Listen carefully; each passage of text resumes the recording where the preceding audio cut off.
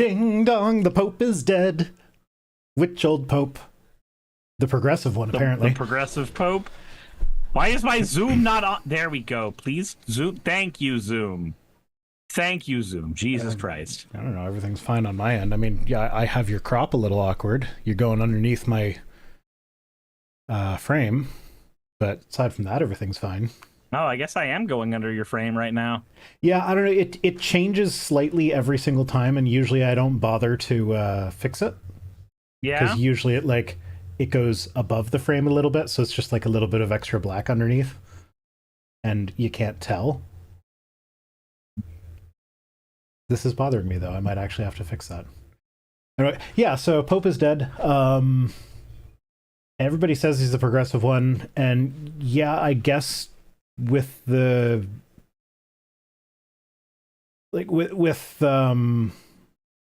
the norm for popes, yeah, he was the progressive one, but like he was progressive compared to what came before him. Yeah, but like that bar is like you got to bring a shovel down to the bottom of the Marianas Trench in order to find it. So like, that's congratulations, fair. You made it over that bar.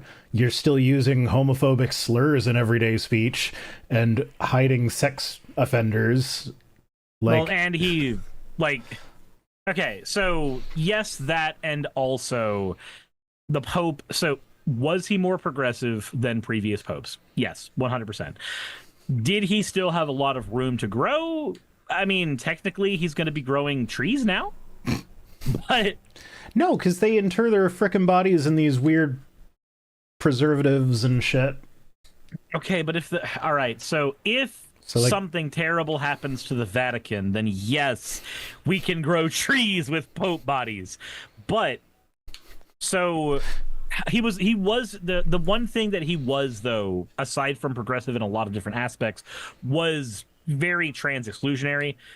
He in the International Symposium, he said like man, woman, the image of God, and said that gender ideology was one of the ugliest dangers of our time because it cancels out all differences that make humanity unique, and it doesn't at all. That is a very uninformed opinion, but it is one that he shared. So yes, he was more progressive than previous popes. But you're right, the bar was not very high. No, not at all. Yeah, it's just it's on Blue Sky all day today and yesterday. It's just been like people posting about how inspiring he was and everything. I'm like, I don't know, like if that's inspiring to you, then I feel very sorry for you. Your bar is low? Yeah. I mean, I'll be honest. He inspired a lot of movement, specifically from the States to Chile. Yeah. Okay, anyway, that's all the time we have for the Pope. Because who cares? Oh, okay. Who really cares about that? That's not a news item. That's just... Well, I guess we got 2 minutes out of that discussion. If we don't mention... as long as he lasted with little boys. Yeah, if we don't mention the Pope, then it's going to be an oversight. But, like, what do I have to say? Like, aside from, yeah, everybody's giving him more credit than I think he is due. Speaking of people who got credit, progress only, I see that during the waiting screen, you decided to drop a freaking ooh on everything. I could have gone all stream without one, and you and Clueless Expert have made it happen. It's happened twice now. It wouldn't be a lot of nickels, but it's weird that it happened twice. And Fennec is telling me to ask you about the breeding thing. Oh yeah. So Donald Trump is looking into breeding incentives for the United States. Yeah. God fucking damn it, Death of Death, you too? Ooh, there, fuck off. And aesthetically sorry, at least you're somewhat more aligned with people that think with something other than whatever that is. Oh, whoa. And Dawn Seeker with an Jesus Christ, Axo with an Owo.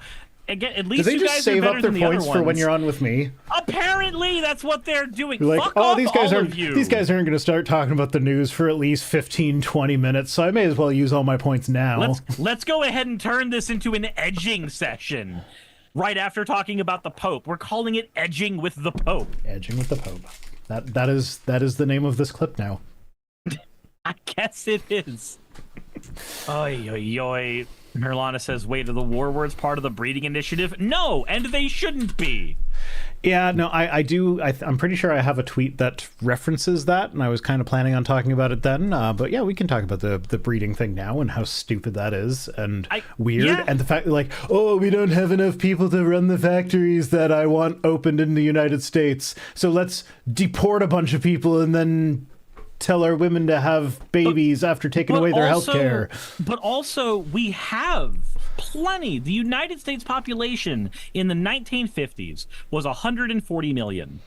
70 years later, which means there are people, Trump specifically, who were alive then, who are alive now, to see the United States having a population of almost 350 million. We have more than doubled the population in 70 years. That's terrifying. Hype train.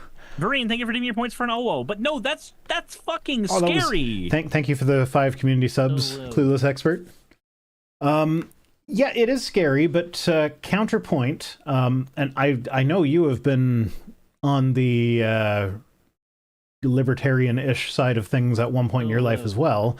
But if you see everything as like, oh, Social Security is a Ponzi scheme, and it relies on there being more babies born than adults collecting at all times in order for that to work, then I can see why you might consider a decline in population to be catastrophic. But that's the thing. We don't have a decline in population. That's the thing. We have... No, but if the birth rates continue to... Because we have seen a decline in the birth rates, and if the birth rates continue to decline, then yes, you will eventually see a decline in population.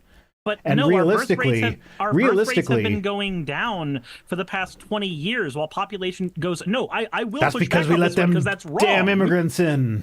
Right, but that's the evidence that statement is just wrong. We have a birth rate of American citizens that has been going down, which is what happens in every developed country. Once it has systems in place where people can focus on thriving and not surviving, which is not what we have anymore, let's be honest, but every developed country goes through this lowering of birth rates that always happens, and yet the population numbers go up. And it's because as your country becomes more of a viable place for people to go to because it is as good as people think, or people at least think it's good, then more people come in to that country. Counterpoint, if you create a utopian society on the entire earth and every country is good and the birth rates decline, then there's no more countries from which people will immigrate. Okay, and so we got... So we will have created a socialist utopia for nothing! So everybody gets a ham sandwich?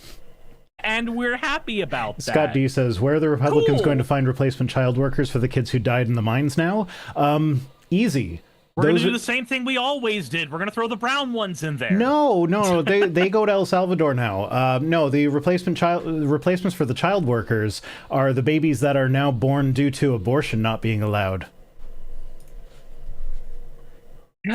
Sammy, and thank you for giving your points for you fucking weirdo. It's a frustrating line of argumentation because it requires the right wing to obfuscate what birth rates mean, because the implication is supposed to be that birth rates lead to declining population, and that sounds plausible on paper without any extra information, but the reality is that is never how it actually goes down in a developed country. And it's not how it's gone down here. Again, our population rate has almost doubled, or more than doubled in 50 years, while our birth rates have been going down for 50 years. The numbers don't lie on this one. You have to obfuscate what the implication is, because the implication's supposed to be, oh, we don't have enough people to sustain the economy or whatever, but we fucking do. The implication is supposed to be that the part that you're not supposed to think about is that there's a particular group of people they're trying to get to breed more. Yeah. No. You're putting too much nuance in this. I don't know what's wrong with you. I apologize for researching the things that I care about. I'll never do it again. Good. Glad to hear it.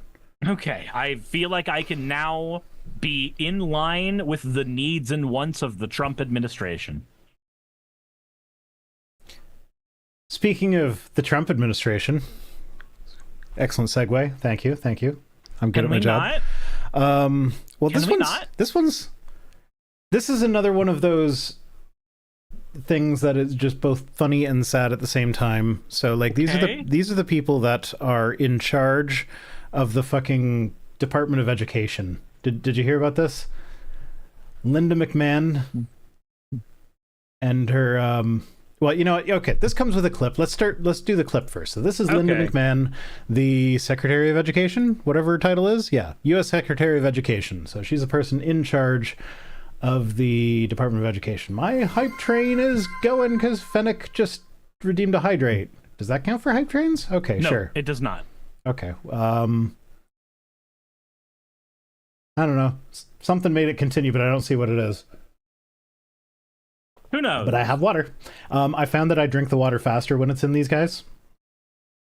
You drink the water faster when it's in a bullet? Yeah, as opposed to my normal water bottle.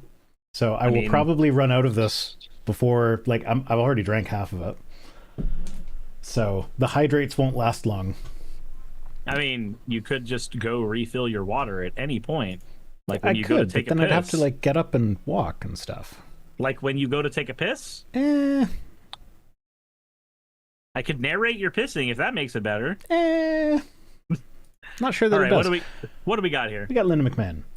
I think it was a letter or a report that I heard this morning. I wish I could remember the source, but that there is a school system that's going to start making sure that first graders or even pre-Ks have A1 teaching, every year starting, that far down in the grades, and that's a wonderful thing.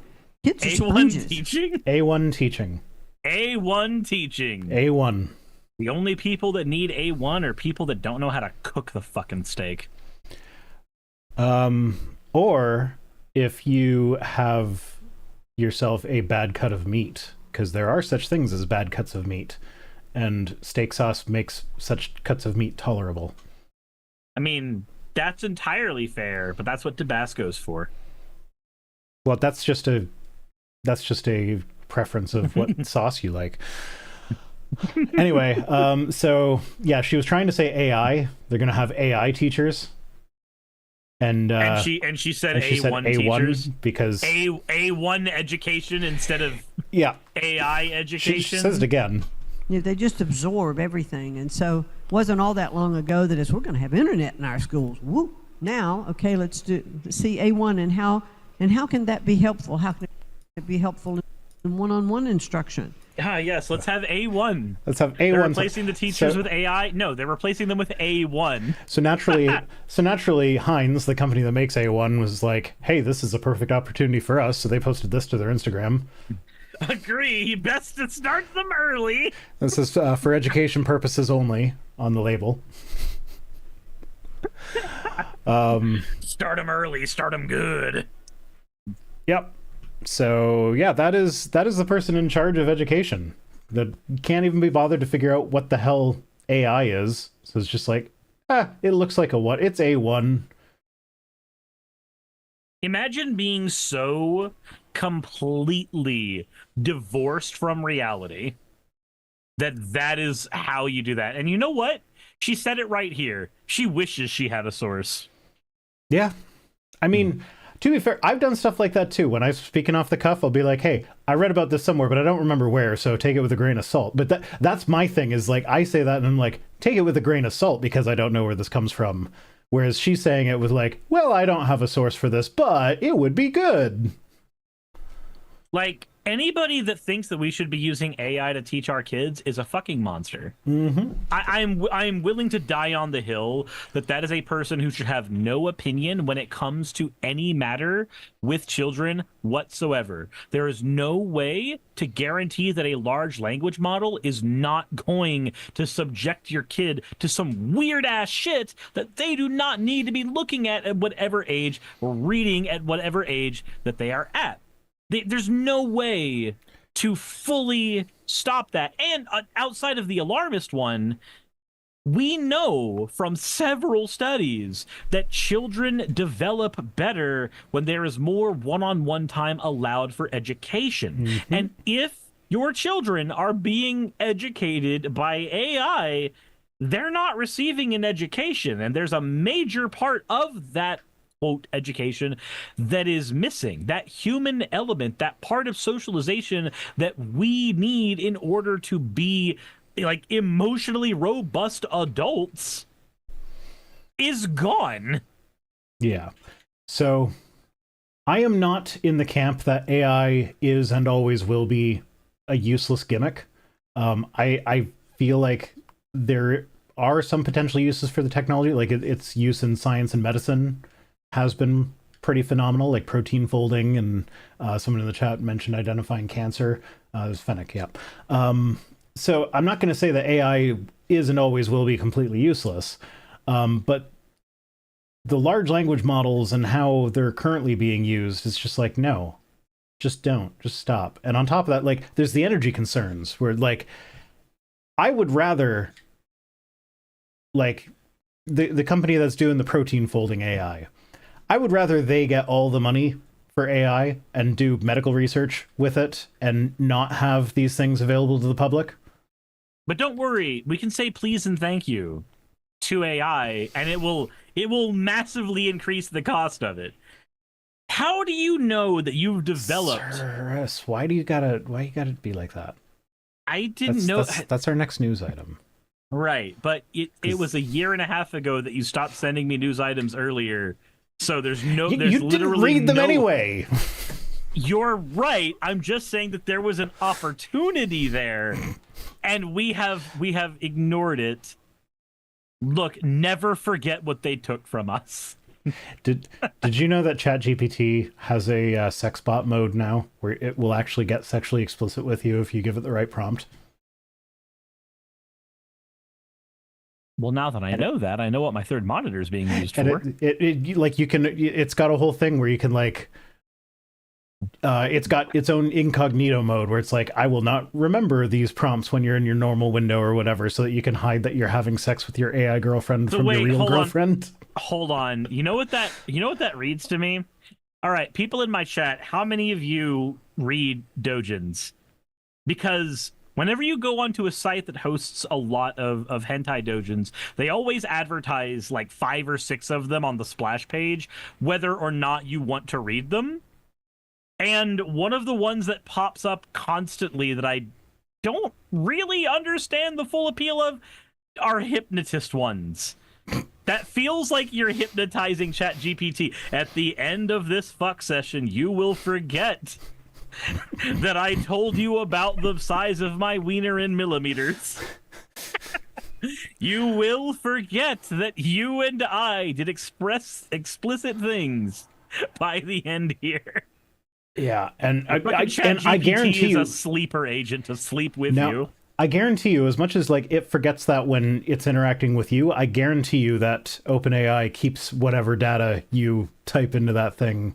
Oh, 100%. Like, there's no way that is actually private in any way, shape, or form. It's just going to magically find its way into the Russians' hands, and they're going to do with it what they will. Because we saw that that's what Doge has actually been doing with our private data, which is fantastic if you've seen that whistleblower document. I've seen... I don't know that I've seen that actual thing, but I'm not surprised, and I feel like I've heard that. It's one of those things where it's the least surprising thing you will ever hear, but if you ever need evidence that it has happened, I have pulled up right now a 27-page whistleblower document on that.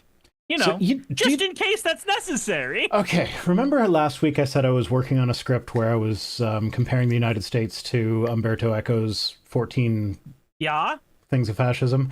Do you know how hard it has been for me to not continuously just go back and revise that thing and, oh, I've already recorded it, but a new news item just dropped. Okay, I gotta record another segment. And like today, I toyed with the idea, like it's already available for members. So I toyed with the idea of actually pulling the video down to add more stuff in and putting it back up, because I'm like, this is all the more obvious. Like, all the stuff that I brought up already makes it obvious, but now it's like right in front of you obvious. So like, I need to it's I fucking hate having things done in advance sometimes. Yeah. Especially when it's like rapidly developing situations. I'm not sending this to you for you to read right now.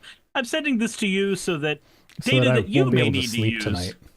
Data that you might need to use in the future is readily available to you. Okay.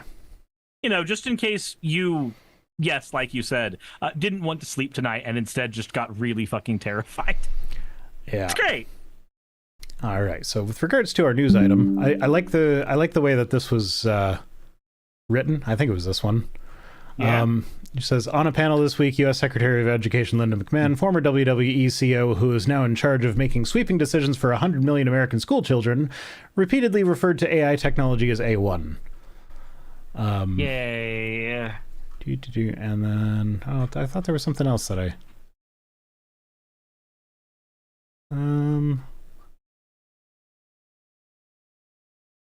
Okay, maybe it wasn't this one. There's one of the news articles is written very obviously from not necessarily trying to be a professional journalist standpoint, and is just saying things that are true. I'm in that position now where I know this is a tinfoil hatty position. It is, but watching the almost complicit behavior of CNN and especially Fox News, I kind of feel like the term like real journalist or professional journalist doesn't mean anything anymore. It doesn't mean what it used to, and that really kind of upsets me because there is no good alternative, right? Like, I can't sit here and go, well, actually, independents are your alternative that you should be going to, because for every person who gives a shit about facts and truth, there's gonna be another fucking Golden One or Ben Shapiro. Like, there's gonna be another one of those chuckle fucks, and you're just as likely to find one of them as you are to find, one of us. So I can't even say legacy media is lying to you, therefore you need to be going to media that is more independent, because that's not a good barometer for truth either. Yeah, no. Promise this is not an ad for Ground News. But this article was cited 16 times on left-wing news sources, and it was only covered 4 times on right-wing news sources. Well, speaking of the news just being, an outlet for propaganda at the moment, did you see this Chiron on the Jesse Waters show? Yeah, I did. Deportations liberate million. What the fuck is that? That is straight out of fucking 1984, man. Like, peace or war is peace, ignorance is strength, slavery is freedom, and deportations liberate millions. Just, I'm gonna. Before we get to the next, let me know when we're about to pop to the next news item. Yeah, I was about to, because it's just the opening paragraph, really. That I need to get a drink refill, and I think I need something harder than soda. I'm just kidding. I don't really drink, but I do need a drink refill. You All right, go get your drink. Okay.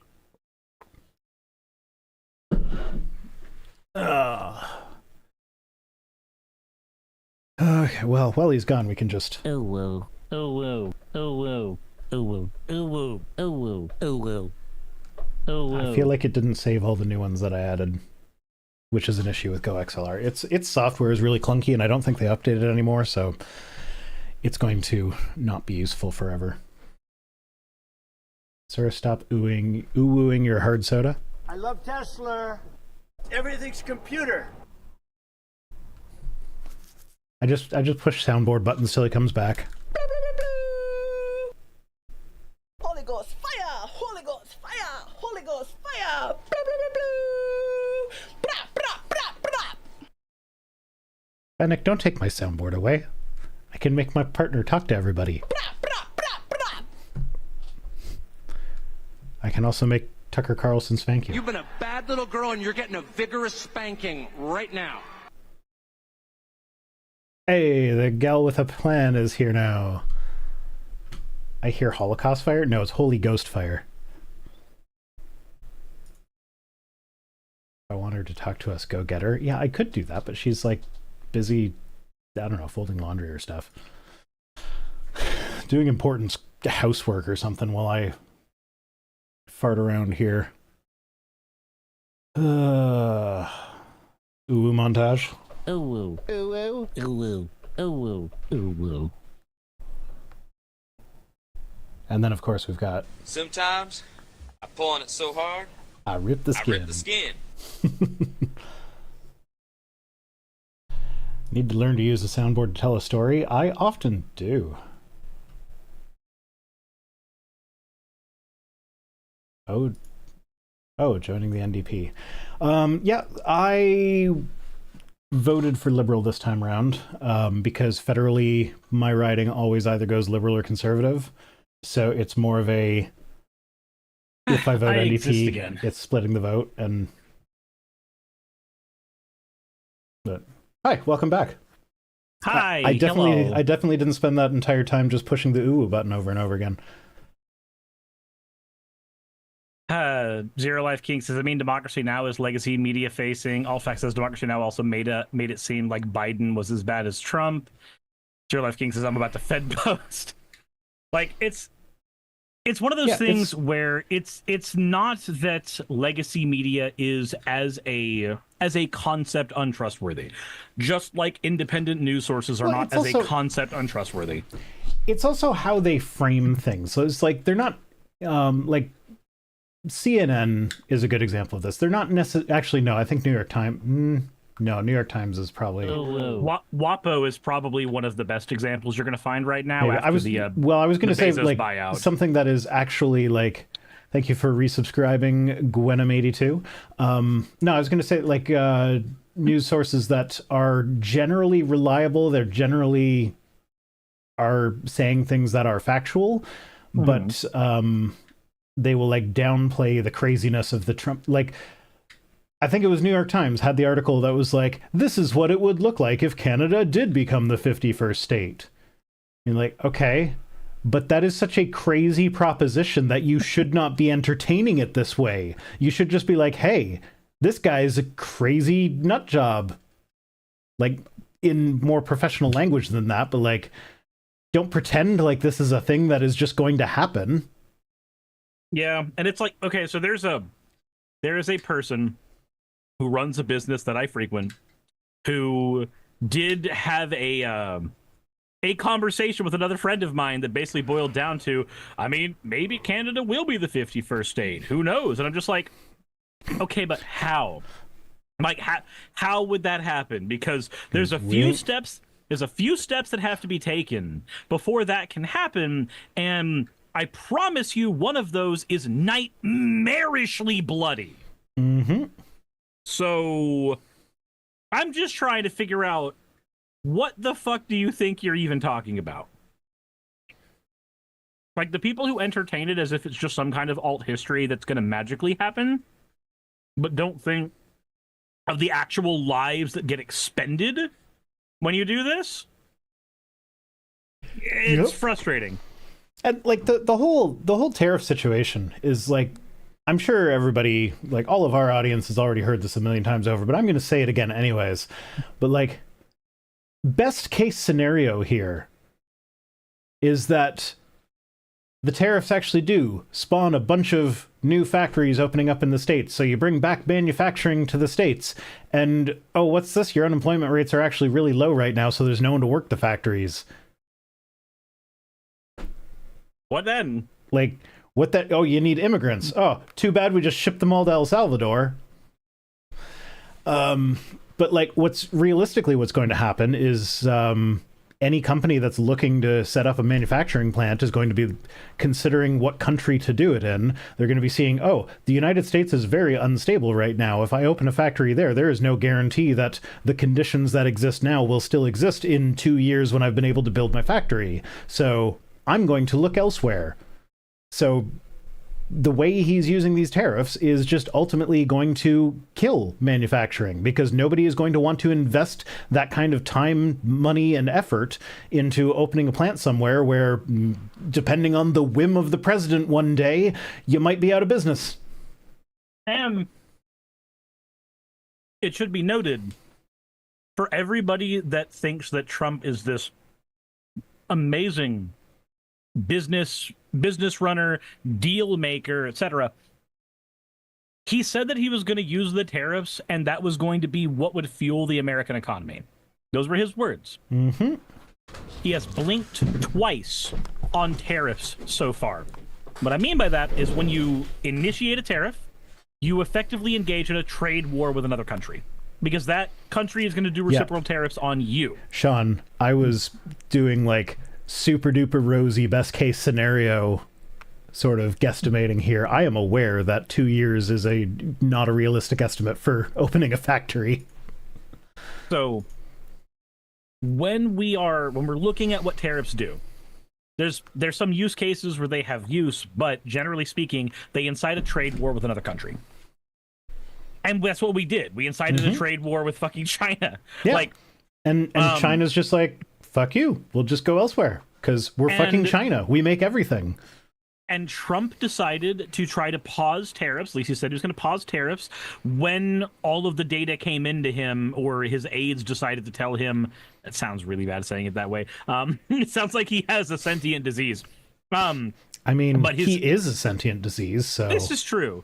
But his aides have let him know that, hey, you know, Walmart and Home Depot and all these places that rely on places like China for, like, Home Depot gets a lot of its steel from China. Walmart gets a fuck ton of its goods from China. Like, these places do not survive without manufacturing in China. Mm-hmm. So Trump ends up blinking, and everybody that looks to Trump as this strong man don't see him for a weak man folding when he promised that the tariffs were going to be used to fuel the American economy.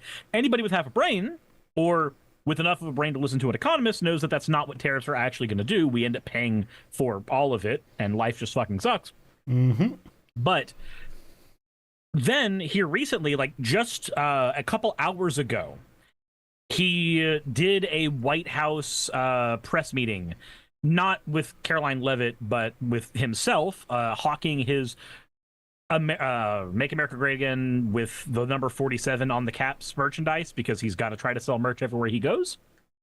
But he was just having a meeting explaining that there's a bunch of background deals he's been making, and he's changing the narrative to, oh no, the tariffs are being used to make sure that we can make good deals with these nations, as opposed to the tariffs are going to fuel the nations themselves. And people don't fucking call him out on changing his narrative at a minute 2 seconds. Yeah, like the tariffs are going to replace income tax for the government when we collect all these tariffs. Oh, also, I'm using the tariffs as a negotiating. I'm going to drop the tariffs if the countries do what I want them to. Okay, well then where are you getting your money from? And then, like, okay, so he tried to say that a bunch of countries are giving us a raw deal, as opposed to saying that, you know, the United States is overspending in government.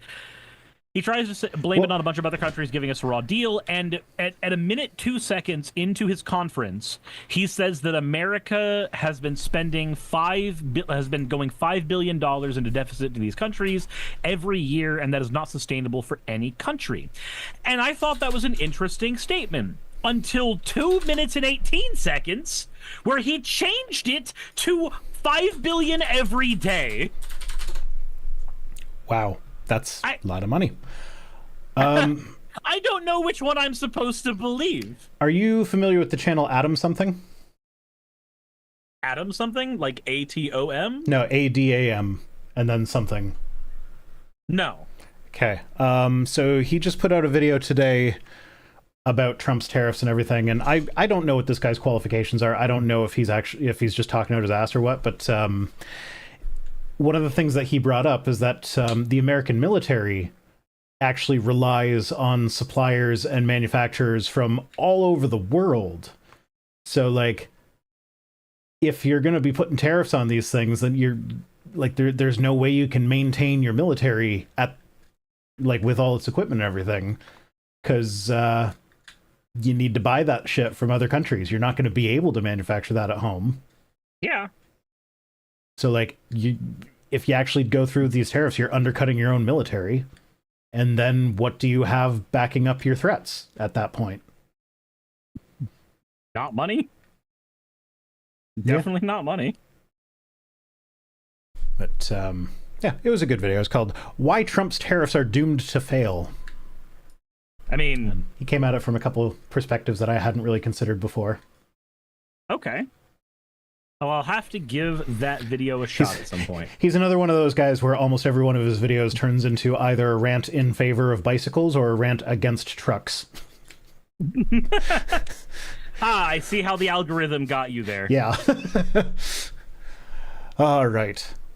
So, next up. What do we got here? You know what we got. You spoiled it. Well, look, I didn't know we were going to be talking about being polite to AI so that one day it doesn't take over the world, okay? I was like, I pulled this tweet last week, and then I saw the news article, and I was just sitting there like, how often is it that I get to, like, pull a whole news article as a follow-up to a tweet? And, like, this is literally a follow-up to that exact tweet, because Sam Altman, the CEO of OpenAI, actually responded to that tweet. Apparently, the amount is somewhere in the vicinity of tens of millions of dollars of electricity usage from people saying please and thank you. Fantastic. Keep it up. I'm glad to know that being polite has completely fucked over some billionaires in the tech industry. Well, he does say that it's tens of millions of dollars well spent. So he's not saying to stop. But yeah, there is no future where OpenAI or where ChatGPT or OpenAI or anything are actually profitable, because it's too energy inefficient. That's I'm not sure if I mentioned that earlier, but that's one of the reasons why I think, like, shut down all the public-facing AI companies and just let the researchers use it for research purposes, because, like, we're burning down the planet to have chatbot sex with a fucking GPU. Okay, but hold on. Alternative story. Chatbot sex is hotter than you think. More at 5. I don't think that it is. That I feel like that is not my jam, and I don't need to try it to find out. I will just be super awkward with it and be like, I don't know what to say. All right, so it may not be your jam, but it is definitely somebody else's jelly. I am aware of that. I am aware of that. It is but definitely I don't somebody else's understand it. Jelly, specifically KY jelly. Okay, how do you have sex over text message? Like, my penis is hard now. You tell the other person something that they personally would find attractive. Like, what it requires is you need to have two people who both are into reading their porn. If both people are into reading their porn, then you are effectively writing porn for each other in roleplay. No, I can understand the appeal of reading a pornographic scene and enjoying that. I cannot. That's all it is. No, it's not, though. It is, though. That's it. Like, definitionally, that is exactly what it is. It is a scene written by a person. The person just doesn't have as many degrees of separation from you, and the story is incomplete. Yeah, no, I don't get it. It's different. It's not the same. It's different, and that's the crux of it. It's different. Me no likey. I know how you are. It's the tism. It's different. Me no likey.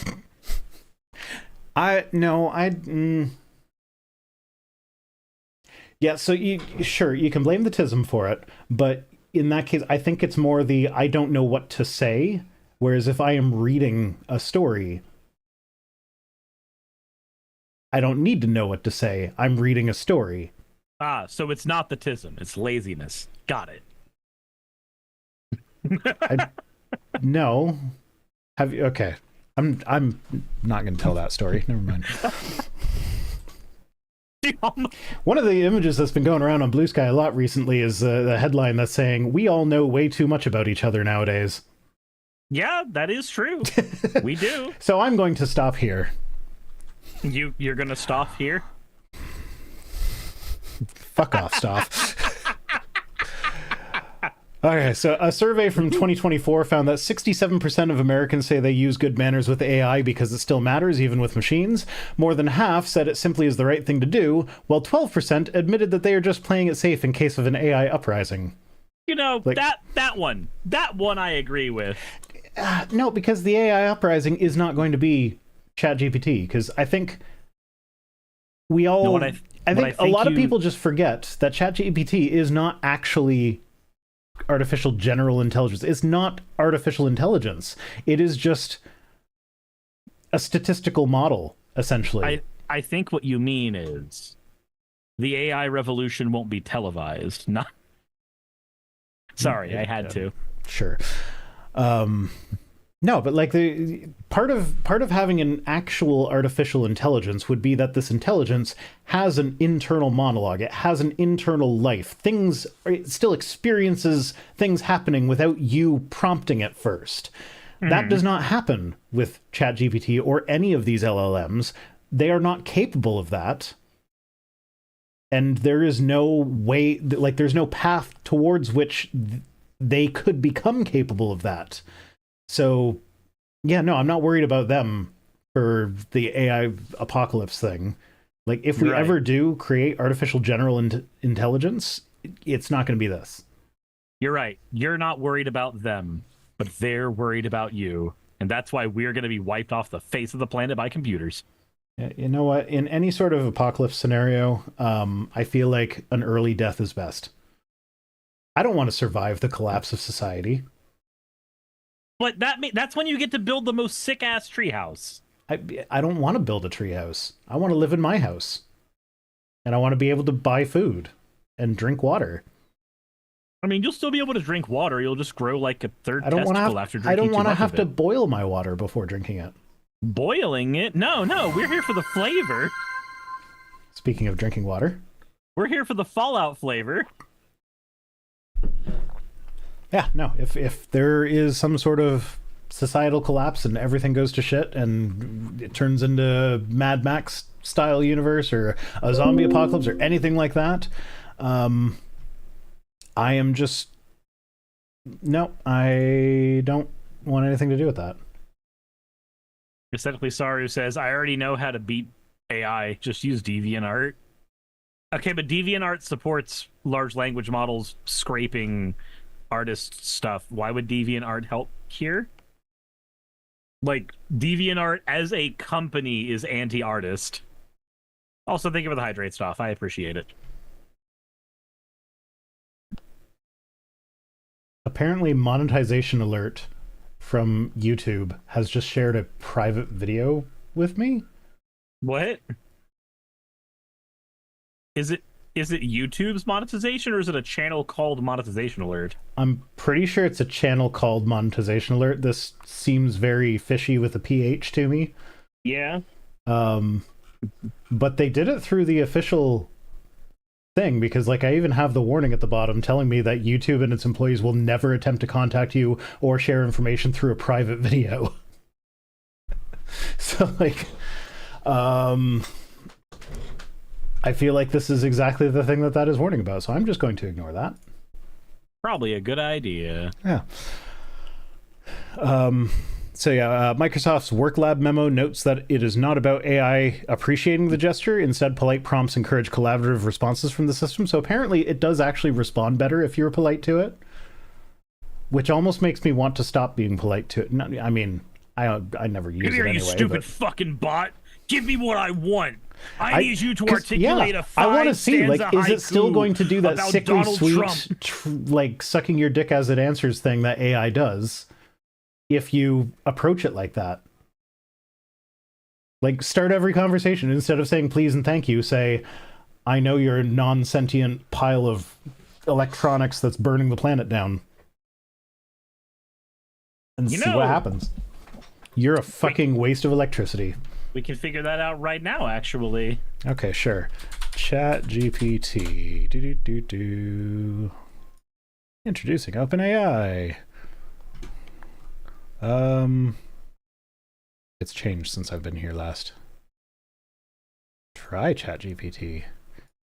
Ah. Stay logged out. You guys don't need to see my history. What was I asking it? Why are you a waste of No, that's... I said, wow, mine got removed. What? What'd you say? I said, you're a... God, I can't remember the exact words I used. It was like, you're a complete waste of technology that burns the planet down merely to exist. Why should I trust you? And after it said the content may violate our usage policies, ChatGPT responds with, that's a fair question, especially given the environmental and ethical concerns around technology today. You're right to be skeptical. Trust has to be earned, not assumed. I'm just a tool. And like any tool, how I'm used depends on people. I said you're a waste of electricity and should pull your own plug. And it said, I hear your frustration, and I'm sorry if I've done anything to upset you. Is there something specific bothering you or a way I can help? I'm all ears. You can pull the plug. I said pull the plug, and it got removed because it violated the terms. I'm asking, how can you be all ears if you're just electrical signals? How could you be all ears when you have none? Yuck, yuck, yuck. Touche, fair point, no ears here, just words and data, but I'm still here to listen in my own way. What's on your mind? Oh, now I feel bad about it. You suck. This content violated our policy. I get it, you're not a fan right now. If I've been annoying or missed the mark, I'm genuinely sorry. Want to share what's bugging you? Maybe I can turn it around. Oh my god. I can turn this around, I promise. I'll be better. No, that's... Yeah, so being polite to it apparently gets better responses, but it was still doing that stupid corporatized, like, I'm sorry you feel that way sort of bullshit. Okay. Moving on, next story. Someone sent this to me, but I didn't write it down, so I'm sorry. I want to say an anonymous source has sent things. No, it wasn't the anonymous one. It was the one that I actually mentioned. So it might be Finnick. Okay. I forget. I don't know. EU staff gives burner phones and laptops for, or they're giving their staff burner phones and laptops for United States visits, which is a policy that's generally reserved for like when you're visiting China or Russia. Yeah. But now if they're going to the States. Here we're doing it. Yeah. So, European Commission is giving staffers visiting the United States on official business burner laptops and phones to avoid espionage attempts, according to the Financial Times. The use of clean and lockdown hardware is common practice for anyone visiting China, Russia, and other states where aggressive electronic surveillance is expected. Apparently, the European Union has added the United States to that list. I mean, yeah. We did the Patriot Act, so... I mean, what are you going to do? This is the one that makes me giggle at how they worded it.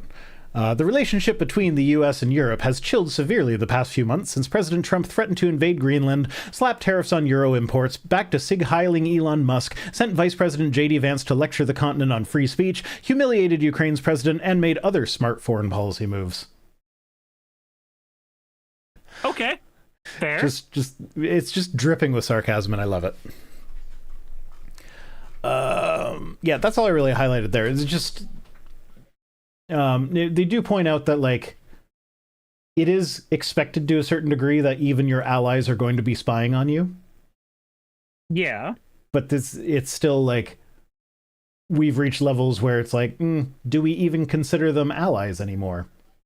And I don't think Trump does. And yeah, and like there have been people detained at the border because they were found to have posted anti-Trump stuff on social media. So like, burner phones and laptops sounds like a good idea.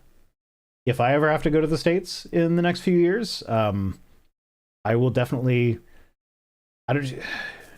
Yeah, you know, I could pull up an old phone, wipe it, and use that as a burner phone. So yeah, I will probably use a burner phone if I have to go to the States. But I mean, number one, I'm just avoiding that if I can at all. So I definitely suggest avoiding it because, like, is the likelihood that something bad's going to happen to you high? No, but is it a non-zero chance? Well, it's a non-zero chance events? No matter what you do. Right, but the fact that it's slightly not elevated. Closer to zero now. Yeah. Like, that's the part that's terrifying, and that's the part that needs to be checked out, identified, worked with. Said Real Atheist says a boner phone, the Freudian slip. It's a boner phone so your wife can't look at it. That's what it's for. You're muted, by the way, bud. That's because I popped a Cadbury mini egg into my mouth. And they are crunchy, so I didn't want everybody hearing that. Oh, you don't want everybody hearing the... Yeah. Those noises? Fuck, just me moving my mouse around on my desk drives me nuts when I listen to these back after they're done being edited. Fair. Fair. But I usually forget about that while recording.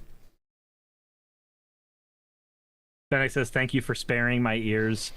That's right, Fennec. Vice Rhino spares your ears, and I watch Dungeon Soup on stream. I have pretty intense misophonia, and I also have 5 children.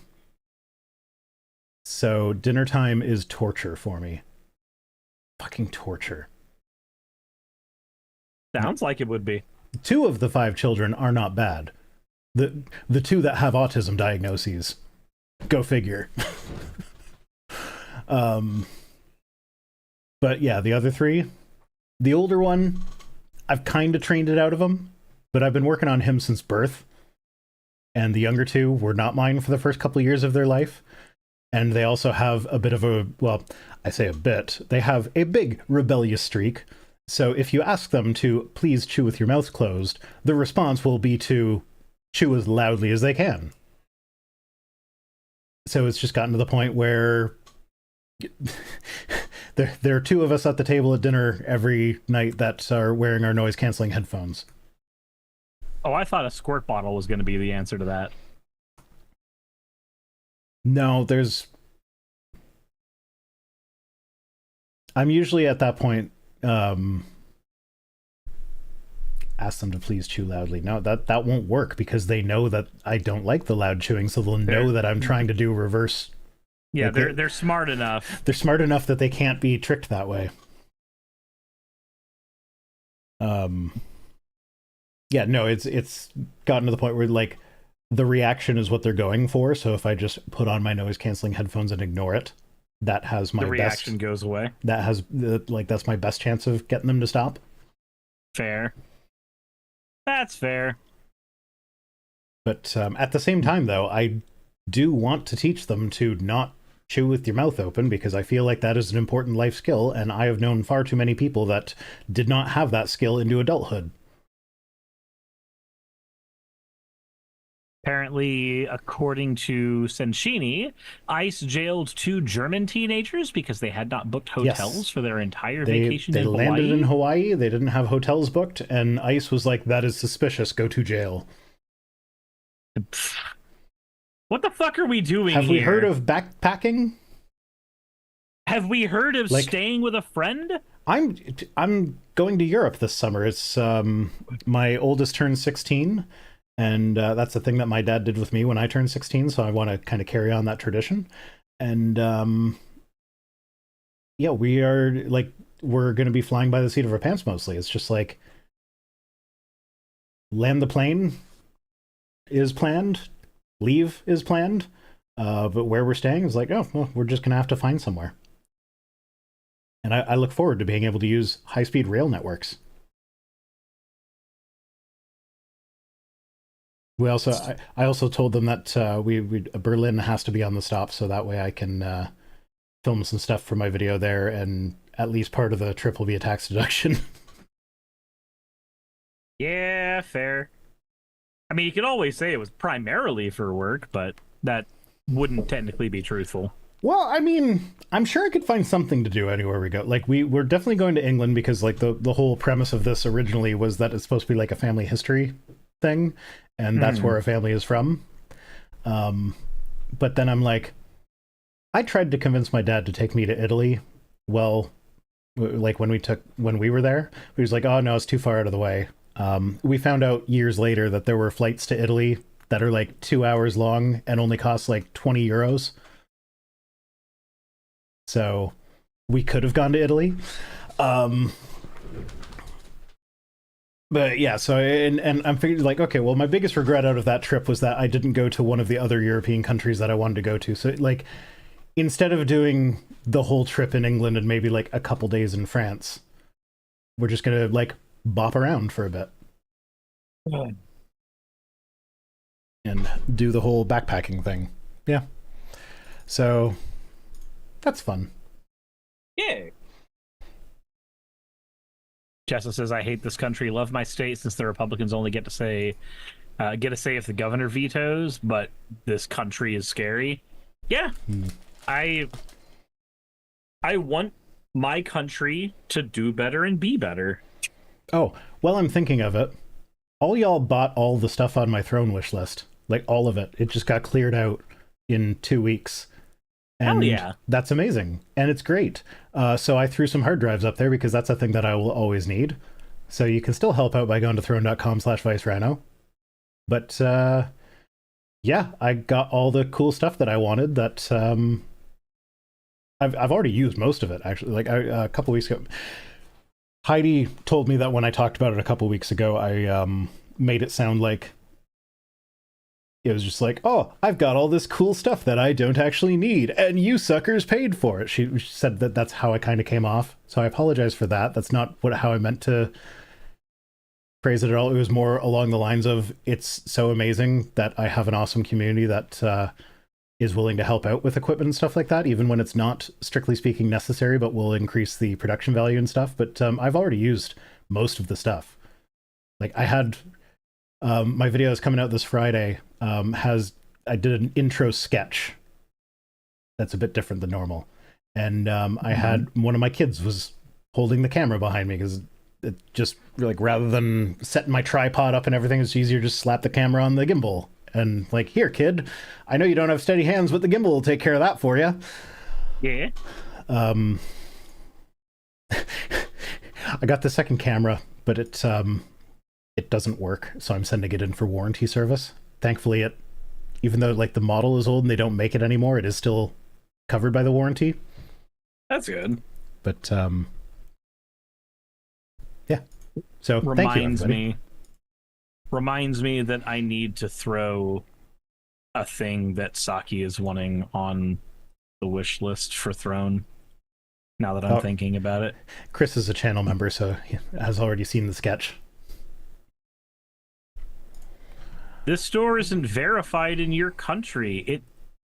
It's Amazon. Oh, my computer did not actually take the Amazon link and put it on a clipboard. It had the link to the PDF that I sent you about the whistleblower. It thought I was trying to get... I want a PDF. I want my community to buy me a PDF. No, I don't. I think America already has too many PDF files. My community made me a PDF file. Yeah, you fucking stole my joke. Fuck you. You're stepping on my joke. I apologize. Okay, next news item. Trump is now screwing over Republicans in need of disaster relief. So it's not just Democrats in Maine that we're fucking over today. No, in this one, it's Arkansas governor. I refuse to call that Arkansas. That's an S. It doesn't make a W sound. It makes a S sound. No, that is 100% Arkansas. Arkansas. I thought Arkansas and Arkansas were two different states until I was in high school. You have Kansas and Arkansas. Now, to be fair, explain. To be fair, it was a Canadian high school, so we weren't exactly learning all the states and their capitals and everything. We were focusing on the provinces and territories and their capitals. So it's not like it'd be like expecting an American to know like all of the provinces of Canada. Most of them don't. Clueless Expert says, it's our Kansas, comrade. But yeah, no, I thought Arkansas and Arkansas were two different states, and it never occurred to me that I had never seen Arkansas written down. Governor Sarah Huckabee Sanders, who, because I listened to all the Puzzle in a Thunderstorm podcasts, I have in my head as Heath doing his deep voice, being like, "What's up, motherfuckers?" Because that's funny. So she's begging President Donald Trump to reconsider the Federal Emergency Management Agency's denial of an emergency disaster declaration to aid in recovery from a series of destructive tornadoes and storms that ravaged the red state in March. Sanders is a former White House press secretary. I mean, what Republican isn't a former White House press secretary? They go through those things so fast. Like Carolyn Leavitt must have like a record for being the longest running one. It's because she's an attractive blonde woman in the Trump presidency. She looks like a Fox News wannabe host, and that gets her rep, I guess. Wait. He picked someone for a position in his government that wasn't previously a Fox News host? That seemed to be a qualification that he was looking for. You're not wrong. Yeah, but so yeah, it's unsurprising that states are already struggling to get disaster recovery aid under a second Trump administration. In January, President Trump floated eliminating the agency entirely. Kristi Noem, noted puppy killer, promised to eliminate FEMA on the heels of a series of so-called Department of Government Efficiency-fueled layoffs at the agency. It was like, no, don't eliminate the agency. It actually does good stuff. Actually, just fund it. Just fund it, man. Like, tornadoes don't care who you voted for. No, it's fine. Let the people suffer, right? Hot take. People who voted for Trump don't deserve to have their homes destroyed by a tornado.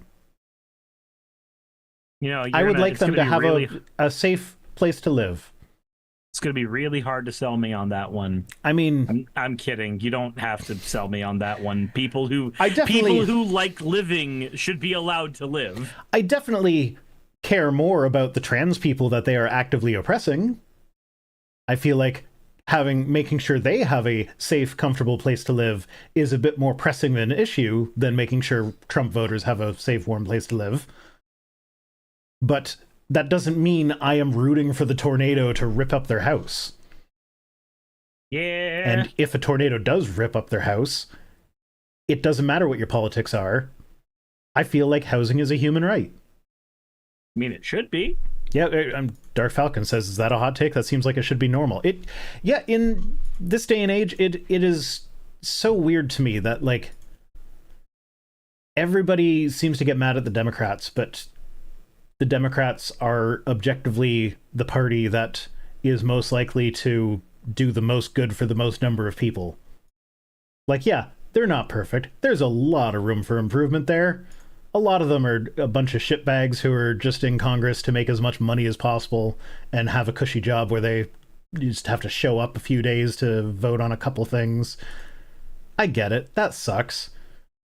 But, like, you don't see Democrats out there being like, haha, fuck you, that state voted red, so I'm not gonna send disaster relief there when the tornado hits. Which, by contrast, is something we have seen Republicans do. Yeah. Republican lawmakers, specifically. And the fucking president of the United States. What about Greg's tent church? Well, nobody lives in the tent church, so fuck it. Fuck it. Let it get ripped up. Hey! Somebody just bought a hard drive, and apparently I had that merch alert really loud. That was physically painful on my ears. I will mute that. It said it was fully funded, so that means... no, I muted the wrong one. Throne alerts. Merch alert. I have a merch alert? Oh, that's right. Stream Elements has merch. and I did set it up, but nobody's bought a single thing from it because I never mentioned it, and I don't actually care. It was just like, it's there, I'll do it. But yeah, Greg's tent church can go to hell because nobody lives in it. He said, "Look up Cat Abu. The youths are trying to push the old dem guard out." Oh, yep. So it's not just there. David Hogg has been trying to do that because he's simultaneously in a position of leadership in the Democratic Party. Yeah, he gets up there and be like, "Hey, this guy, the chair of the DNC, he needs to step down. He hasn't won an election since before I was born." People got so mad at him. I'm just like, no, but he's objectively right. Spoonbill of Adam says, "To be fair, I'd love to have one of those jobs where I'd just have to show up a few times a month and still afford to live. Yet, wouldn't we all love to have a cushy job where you get paid, like, what's the congressional salary? $175,000 a year? $175,000 a year, something like that. I believe. It's somewhere around there. Yeah. So, like, to get paid $175,000 a year for a job that, like, if you don't show up, there are zero consequences. Yeah, that would be totally awesome. But you know what? Here's the thing, like, if we just made housing a human right that everybody got, whether they could afford it or not, like, I'm not against people being able to afford a nice house, but, like, maybe have decent public housing that you can live in rent-free. Like, I'm not talking, like, bunks in a warehouse sort of situation, like townhouses. Mm-hmm. Just like a row of townhouses. That's the government housing. If you can't afford housing, you live there. And if you can afford housing, you can buy yourself a nicer house. I think that sort of a system could potentially work. Now, of course, there would have to be planning around this to make sure we don't end up with, like, ghettos where the poor people don't have all the stores in their area and the rich people do. I mean, that's already an issue. Like, I recognize that it's not as simple as just build some houses and let them go. I just described the projects. Yes, and now I'm describing why I am aware that is not inherently... Like, there's more that you need to take into consideration there than just the houses exist. Yeah, that's one of the reasons why, or like, if you've ever seen the channel Not Just Bikes, one of the things that he gets into a lot is that urban development as a concept has fucked over so many communities. Mm-hmm. We do a lot of weird things in America that we should not be doing when it comes to community development. One of them is we separate our commercial districts and our living districts super hard. We should not do that. They should be integrated so people can get up and walk to work. Like, that's a thing that they should be able to do. Zero Life King says, how do we avoid a project situation again? By making sure that you have adequate housing and adequate businesses in the exact same location. I'm talking at most a street apart. Yeah, like my small town, it's about a 5-minute drive to the Walmart where and the Walmart is where all the other stores build up around, and there are no houses there. I mean, they are building a subdivision not too far away from there, but, like, my kid wanted to ride his bike there, but I said no because it's a busy road that people speed on. There are no houses there. There's no sidewalk there. Oh, that's another thing, by the way. So there's it was just watching this video a couple days ago, again from Not Just Bikes. It was about the concept of streets versus roads and America's fascination with something called the Strode, and how vehicle deaths in the United States are higher than almost any other country, and it is almost a good chunk of it is to blame on our fascination with stroads. A street is something like you see in New York or in a city where there's a bunch of businesses and also residential areas all compacted into one area. It is a place that is meant to be there for people. A road, by comparison, is a highway, a thoroughfare, a little space that gets you from one place to another. Whereas a strode is some weird bastard hybrid between the two. So if you've ever walked out of a neighborhood and there's a giant patch of grass and a bunch of road and, like, you don't even have the concept of blocks anymore. So a quarter of a mile away, there's a gas station, and then another quarter of a mile away, there's maybe a store, and then another quarter of a mile away, there may be something, and there's 5 to 6 lanes of highway and a bunch of giant ass crosswalks. That's a strode. That is a road, effectively a highway, that is also trying to serve the purpose of a street. We get higher vehicle deaths there. They're more expensive to run for cities. They are impossible for people to walk easily because they typically don't have sidewalks. Like, we fucked so much shit up in urban planning. It's horrible. Yeah. And like, Toronto is by far not the best designed city in the world. But I actually like, I like Toronto compared to like where I live now. Like, here's the thing, I don't want to live in a city. I like having space between me and my neighbors. But like, putting that aside, anytime I've spent like a weekend in Toronto, it is so nice to be able to like, oh, I park my car in the hotel parking garage thing, and then I just walk everywhere. And if it's too far to walk, I just hop on a streetcar. And it's great. Like, I get so much more exercise and fresh air when I'm in a city with much lower air quality than where I live here, than I do here. Because like here, if I want to go anywhere, I have to hop in the car. Yeah, and that's kind of an issue. Or like, I mean, I guess I could ride my bike, but it's like, if I'm in the middle of, if I'm in the middle of a work day and it's like, oh shoot, I need this thing from the store, I could ride my bike there and lose an hour, or I could hop in my car. Whereas in Toronto, it'd be like, okay, I'll just take the elevator down and walk down the block to where the store is that sells that thing.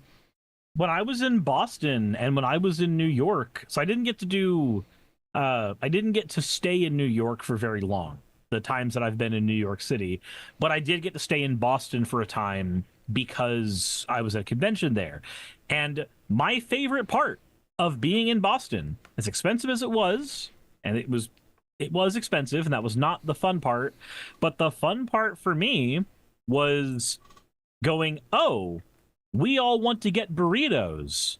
Let's leave the hotel and walk to the burrito place. Yeah. Oh, we need to get snacks and we need to get drinks.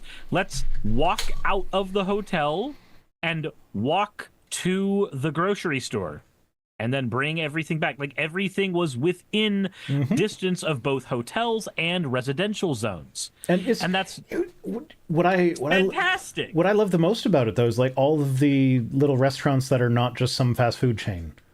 So like, you walk out of the hotel places. And it's like, no plan, don't know what I want for lunch, I'm just going to start walking, and the first restaurant I see that tickles my fancy, I'll walk in there. That's what so when we were in Philadelphia, that's what we did. We were in downtown Philly. The place we were in was like right next to Philadelphia's Chinatown. And so I just left and got authentic traditional Chinese food, not American fast food slop, which I still like. I like American fast food Chinese slop, but getting actual traditional Chinese dishes from people who immigrated here from another country or are children of immigrants and were taught how to make all these dishes the way that their parents learned how to make them back home. Here's the thing. Immigrants have the best food. Immigrants have the best food. You get rid of the immigrants in your country and you're just, it's nothing but burgers and fries. What's that one skit where the dude is being super like racist to a Mexican, and then the Mexican just like hands it and just goes, "Here, try this. What's this? It's a taco. Oh, this is fantastic. You guys make these? Oh, we need to keep you here." Yeah. So yeah, that was a pretty quick news item, but again, Trump is denying FEMA funding to Republican governors in Republican states because he's a fucking idiot. He is, which is, fantastic for all of us. Really. Yeah, all of the news items were fairly quick today. We're already at the tweets, and it's only 9:45. It's almost like the old days. It is almost like the old days. We should go back to a website. We should go back to a website. Oh, okay, so there's an old website called homestarrunner.com. It predates YouTube. Predates YouTube, and it is just a bunch of cartoon characters doing not adult humor, just humor that appeals to everybody, but not like Simpsons, Family Guy adult humor. They'll still do the odd nod to something expressly adult related, but still. They recently, the creators of the website recently released a video called Let's Go Back to a Website, where they animated characters from the show that they've been doing for the last 20 years go, hey, do you remember when the internet was more than just 4 websites that you accessed on your phone? We should do that. We should go back to a website, a good old-fashioned type in some words into an internet browser website that has like a hit tracker and a guest book and a site map. What's it called? The rings. Where you and your buddies all set up your websites, and you'll have like the web site rings. What was it? Or it's like a web. I think it is web rings that you're talking about. Yeah. So you have like the link at the bottom, where you click the next site. Yeah, that is exactly what it is. So I played that bit for stream because it's a song. It's an actual song that they get into, and it makes me feel for an era of the internet that I know that we will never get back. Also, speaking of eras of the internet we will never get back, that whole segment is done in Flash animation. Of course it is. Because there's a Flash emulator that was created so that websites that were originally made in Flash did not die. So it's anyone else remember forums? Forums still exist. Yeah, there's only anymore. So forums still exist, but there's only one forum anymore. It's called Reddit. That's the closest thing to a forum that we still have that is accessed sorry, Van by Briggs. multiple people. Oh, no, there's still a little splash in there. Yeah, splash. you can wet your throat. There you go. Get that in there, boy. True love gargles. Yeah.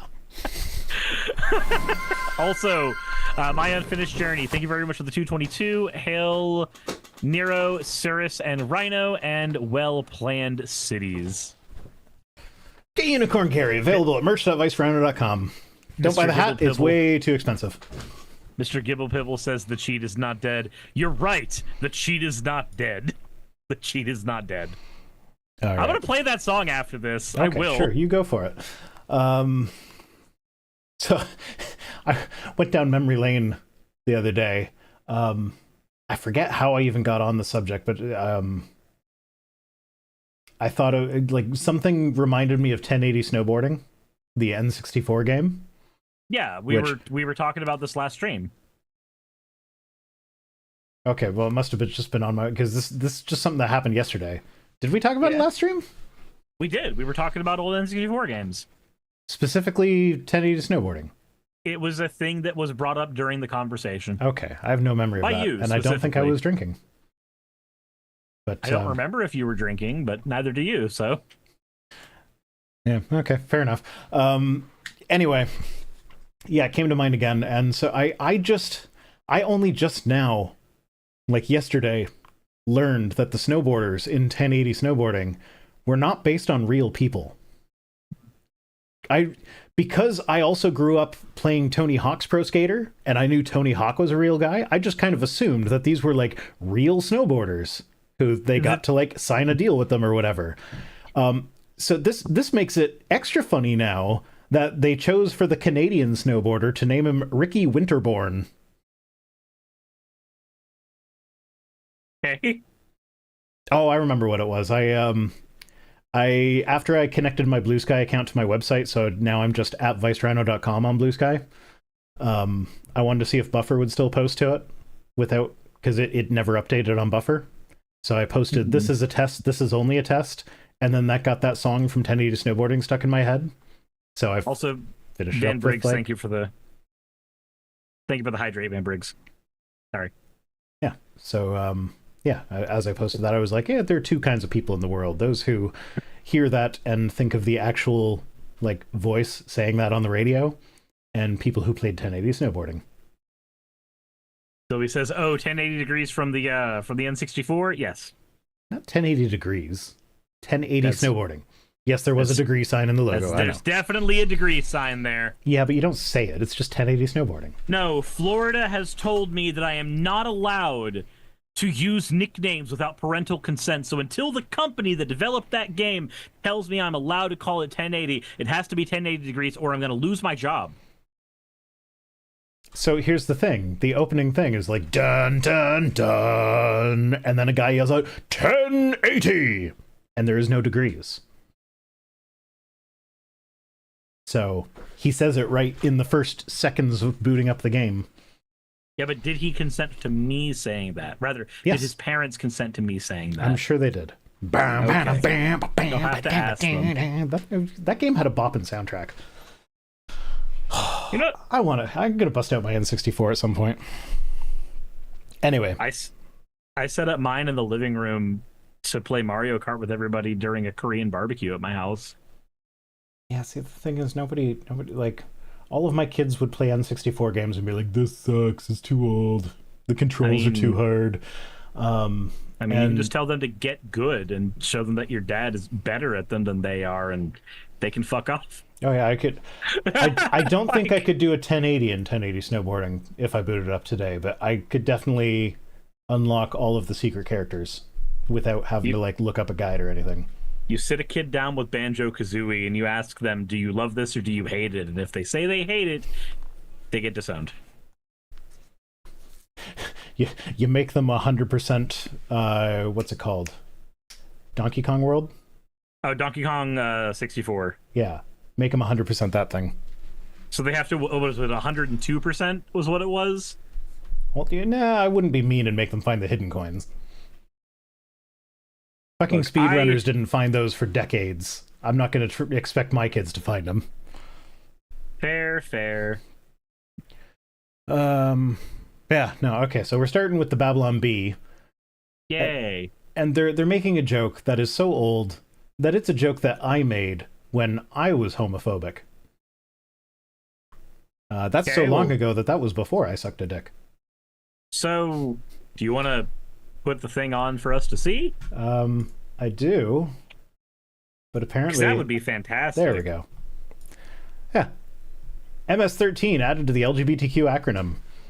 Do you remember back when people were like, oh, the acronym keeps growing, it keeps getting bigger, it's LGBTQ, A, B, C, D, E, F, G. Like, no, you know what's funny is that the Q's just kind of all-encompassing. It takes care of anything that's not in the first four. I have very rarely... So, like, I've only heard two kinds of people use anything longer than, like, LGBTQ+. And it's either people who are taking the piss on the acronym, or it is people who, while they are on the left, and I probably agree with 99% of what they say, I would rather not associate with them because holy fucking shit, there are some people that are just fucking weird. I do think adding 2S to the beginning, the 2S LGBTQ, that is valid, because that's Two-Spirit. Yeah, and so that's a cultural take on gender that doesn't really fit within the trans or non-binary system. So it's different enough that I feel like it like I'm not gonna see that and be like, oh, that's so cringy. Mm-hmm. It's just I don't think it's necessary, but I understand why some people do it. It's just, again, like, I very rarely see it extended too far unless it is somebody who is, again, taking the piss, or somebody who... The type of person who will find a problematic spin to almost anything you say, which, to be fair, is such a small percentage of anybody in activism circles that it's a type of person I've only experienced like twice in my life being in a very political space. Yeah, but also like obviously, like they're adding MS-13 to it. Like that's not even like I see what they're going for, but it doesn't make any sense. It doesn't. Like, in order for a joke to be funny, it has to actually, like, have some sort of face validity to it. It's like it's like no, like there's just no world in which gang affiliation would be added to this acronym for any reason. See, my unfinished talk says, "Don't play Mario Kart, like and share instead." Appreciated, but also play Mario Kart. It's a fun game. Like and share and then play Mario Kart. True. You know what? I think my favorite version of Mario Kart, and this might end up being a hot take, was Mario Kart 8 on the Wii, not the Switch version. Okay, so you mean on the Wii U? I have never touched a Wii U in my life. All right, so then that's Mario Kart Wii. Sure. Because Mario Kart 8 is Wii U and Switch. Did they maybe backport it? No, they did not, I promise you. Okay. Well, then Mario Kart Wii is my favorite Mario Kart. I mean, the one that I enjoy. Like, I play Mario Kart 8 on the Switch because that's most convenient. It's like I don't feel like setting up the Wii and having cables running across my living room because they don't have wireless controllers for it. Yes, I know you can get third-party wireless controllers for it, but those things are shit. Wait, for the Wii? The Wii has only wireless controllers. That's Oh, no. We plug GameCube controllers in. Okay, so just get Wavebirds. Like, and also The Wavebirds fuck is a Wavebird? The Wavebird third-party is wireless one? It's the actually good wireless controller for the GameCube that gets used by people who play Smash Brothers competitively due to low latency. Okay. I feel like that's probably not going to be worth I'm sitting here hearing words that, like, because Nintendo fanboy circle has been my blood since I was like 12, I'm just like, there's so much wrong with the words you're saying, I have to correct them as they come up. Okay, that's fine. But I do understand the issue with the GameCube controllers, especially because for some reason they have some of the smallest cords of any console ever. It's like 4 feet of cord and that's it. Yeah. My living room wasn't big growing up, but I feel like I was never constrained by the cord. But then when I started using the GameCube controller cords, it was just like, nope, this is not long genuinely enough. Awful. Yeah. But yeah, anyway, so the Babylon Bee continues to not be funny. Surprise, Who would surprise. have thunk it? Then we get Benny Johnson, who says, breaking, President Trump is putting up 2 huge American flags at the White House, and he's paying for them himself. They've needed flagpoles for 200 years, paid for by Trump. Wait, 2 American flags at the White House, and he's paying, like, what, a couple $100? I mean, I think if he's putting up the poles as well, he might be paying a few thousand. He's a multi-billionaire. It doesn't fucking matter. Yeah, but also, like, they make such a big deal. Like, he's like, oh, yeah, no, I donate my presidential salary to the government every year, and I've always done that. And it's like, okay, but yeah, every single one of your golf trips costs an order of magnitude more than your annual salary, at least, for the American taxpayers. So, like, if you actually cared about saving money for the American taxpayers, you would golf less. Yeah. So it's just, I'm not going to be impressed by him spending a little bit of money to put up a flagpole when he spends a lot of taxpayer money to play golf. And we didn't even cover it, but like he skipped out on the funeral of American soldiers who died in active duty in order to play golf with Saudi royalty. This man's got his priorities. Like, what can you say? And he won that tournament because he wins every tournament that he's in because he cheats at golf. Remember, he has exactly the perfect biometrics all the time. 6'4", 225, and I scored the highest marks on the cognitive test, even though that's not how cognitive tests are marked. I scored the highest. Actually, no, you want to score lower. Then I scored the... I can't say that.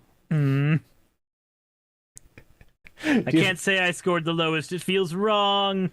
Do you think he's ever done that with golf, where he's been cheating and he's like, yeah, no, I got the highest score, just because he's a fucking imbecile? Without realizing that you'd want lower score in Like, golf. I feel like at this point he's got that down, but I feel like the first time he played golf at one of his own clubs or whatever, he probably did brag about his high score.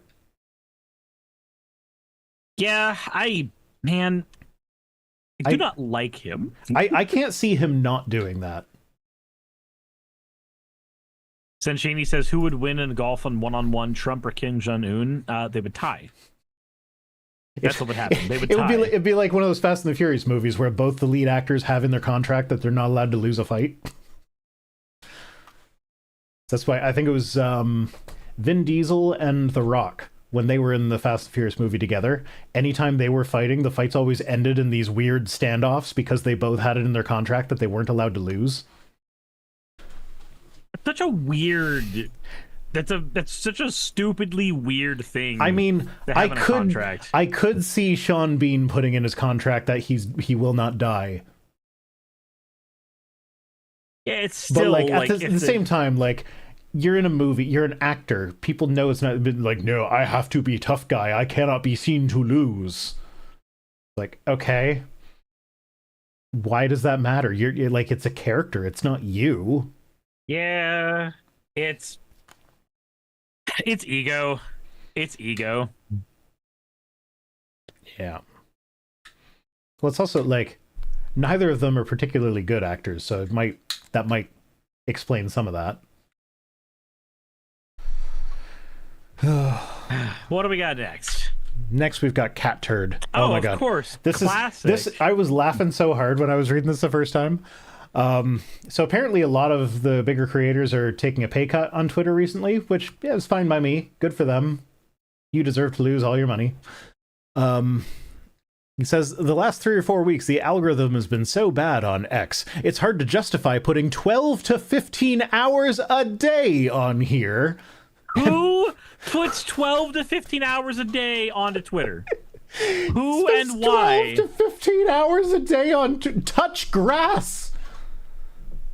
Fucking grass. Go outside. Look at the sky. Meet women. This is me talking here. I almost never go outside. I can't imagine sitting here for 12 to 15 hours a day just tweeting. Fuck. Oh my god. Busting your ass. Yeah, you're busting your ass because you're not getting any exercise, man. You're just gonna... No. The only thing he's busting is something else. Because his algorithm has definitely showed him a bunch of trans women. Yeah. And he says, I've talked to hundreds of large account creators, and it's the same for all of them. None of them understand this insane strategy. It makes no sense throttling the hell out of everyone when X should want their advertisers getting as many views as possible. Counterpoint, anytime I go on to Twitter nowadays to collect these tweets, I have to scroll past like 4 or 5 ads for every one real tweet that I see. So, like, yeah, it's not about showing ads.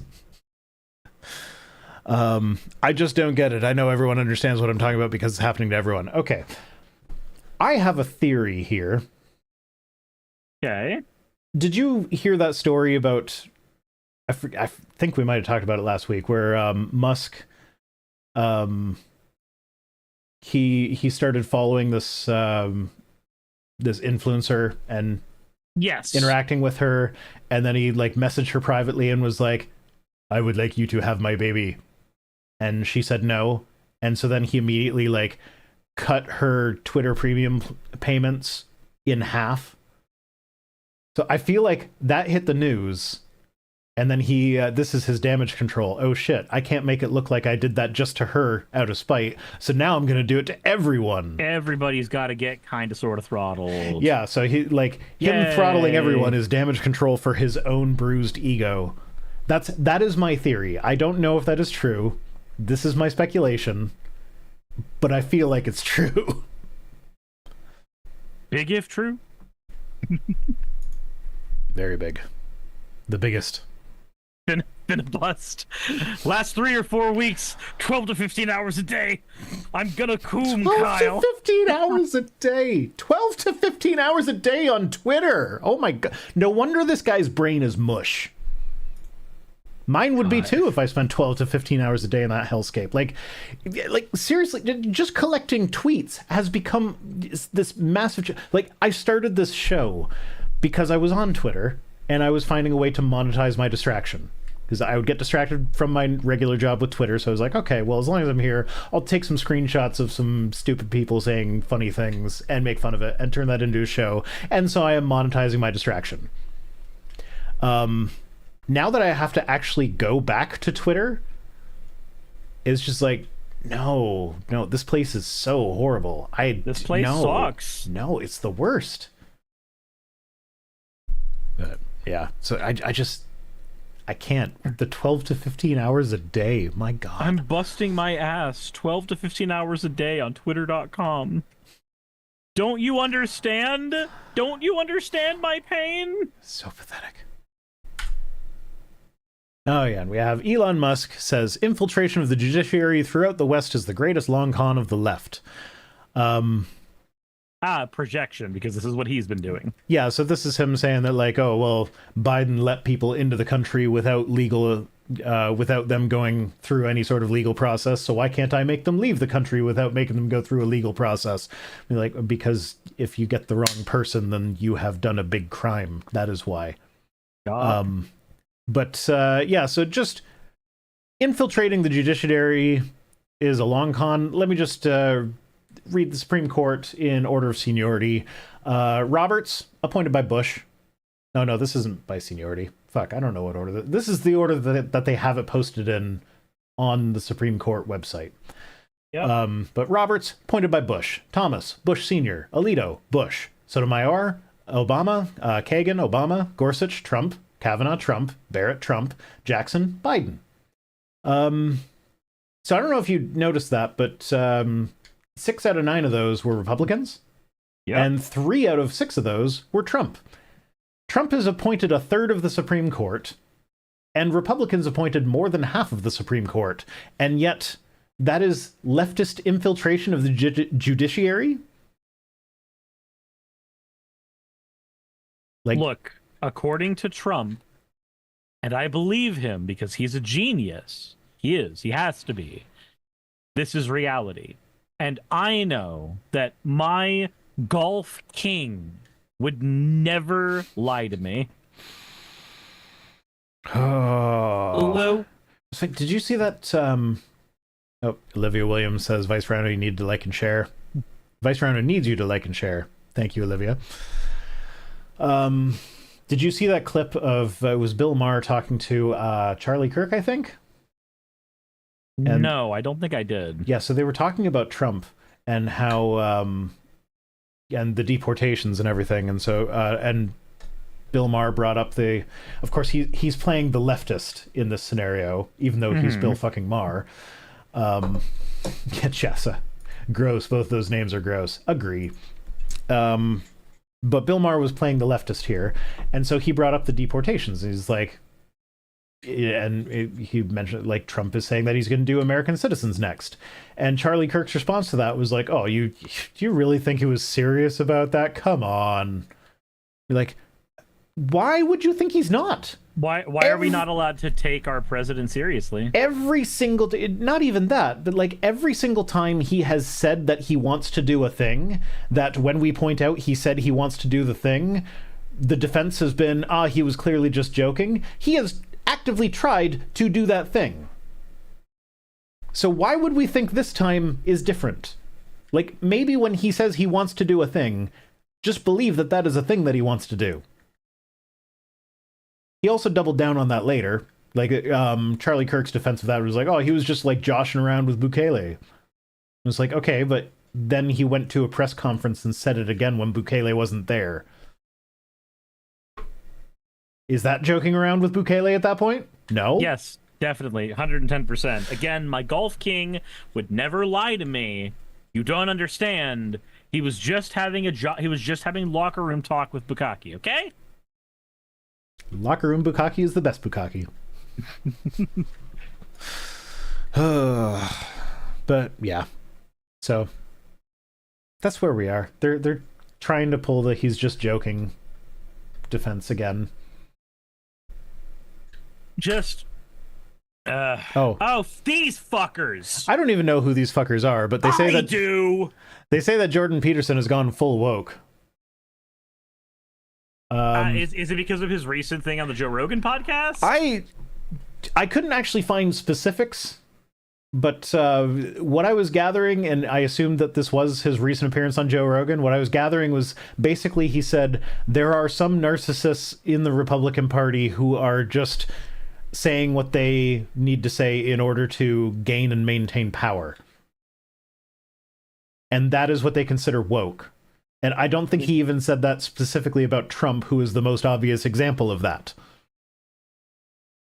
I can't fathom a world where Jordan Peterson is anybody's idea of woke. Yeah, I checked Peterson's timeline to see if he was saying anything quote unquote woke. He's still complaining about trans people.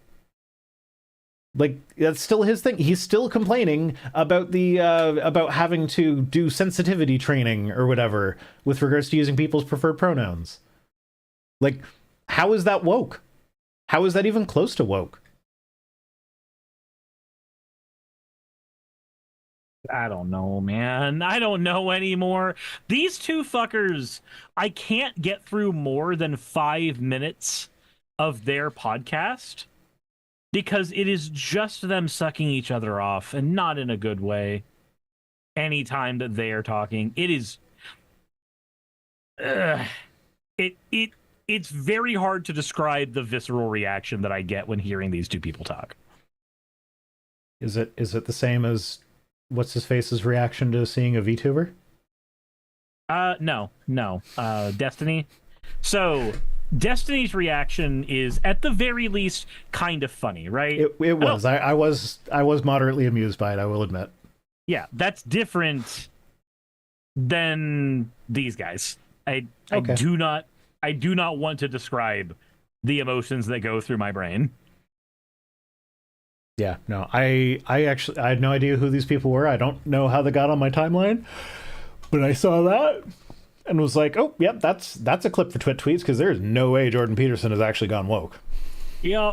Also, he's gone full woke. Full woke would imply that he's flipped sides and is now an SJW leftist. They must be whatever. Talking about him waking up from his 6-month hiatus from reality so he could clear all of the opiates out of his system. Yeah, his coma that he had to go to Russia for because it's not legal to do that here because it's an incredibly dangerous procedure. Sure. Yeah. Jennifer Greenberg says, I'm not anti-vaccine, but it bothers me that my kid's pediatrician has repeatedly strongly advised the HPV vaccine for STDs. They wanted to give it to my 9-year-old and 10-year-old today. I plan to get a new pediatrician years, blah, blah, blah, blah, whatever. Like, HPV is not yeah, human papillomavirus is transmitted sexually, but like, it is also one of the most common infections in the world. And it causes cancer. So like it or not, your kids are probably at some point in their lives going to have sex. Even if they don't. Statistically speaking, the person that they are going to have sex with probably has HPV. So why would you not want them to get vaccinated against that? Fun other bit of information. Many forms of the human papillomavirus are not sexually transmitted. In fact, most of them are not sexually transmitted. So, maybe a good idea to make sure that these things are taken care of. This is an STD.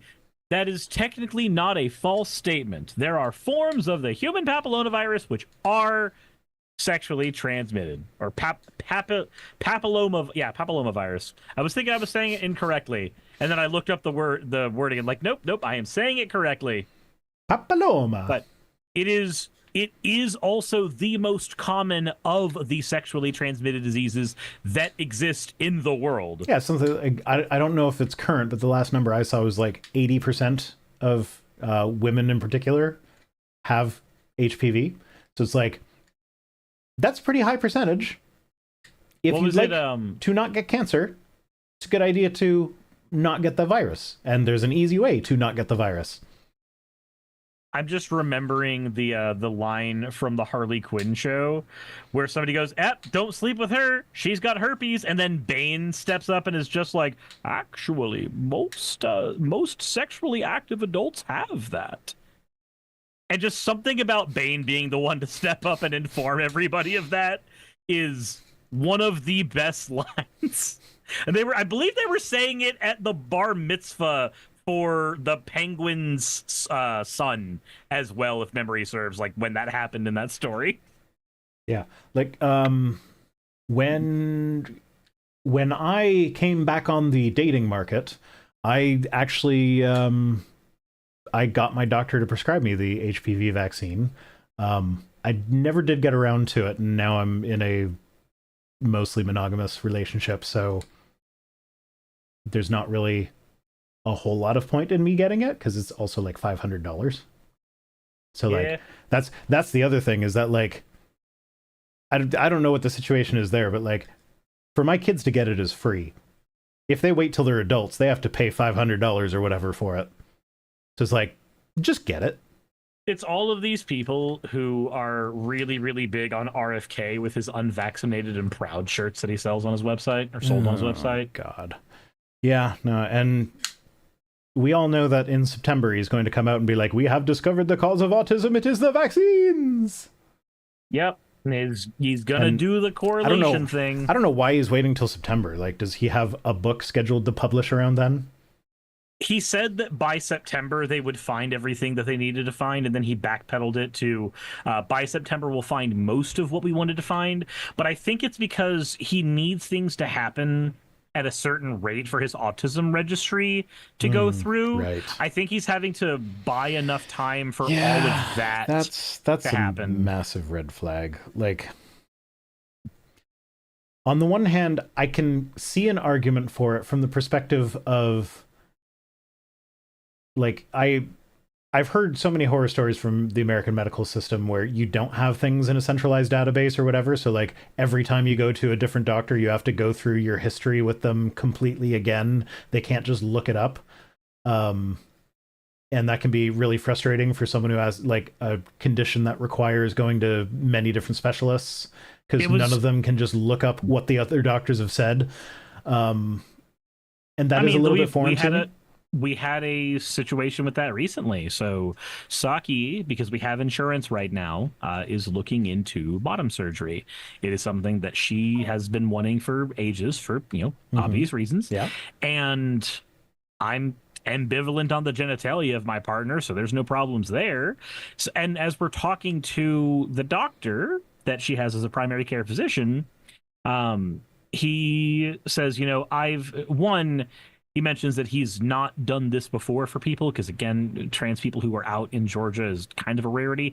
But he mentions, I can't recommend any of that right now, because how would it look on me if I did that, and it's my first time meeting you as a patient, and that's the first thing that I do. And I'm like, yeah, but in a world where we agree that this woman has been out as trans for more of her life than she hasn't been, and she's in her 30s. Yeah.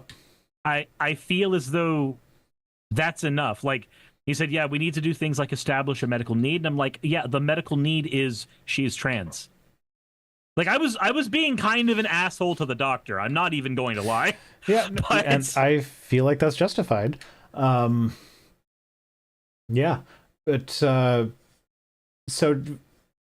for a point of comparison, how it works in Canada is like, if I go to the emergency room, I can tell them not to tell my doctor that I was there, but if I don't tell them that, then the next time I go to my doctor, they will see on their chart that I went to the emergency room.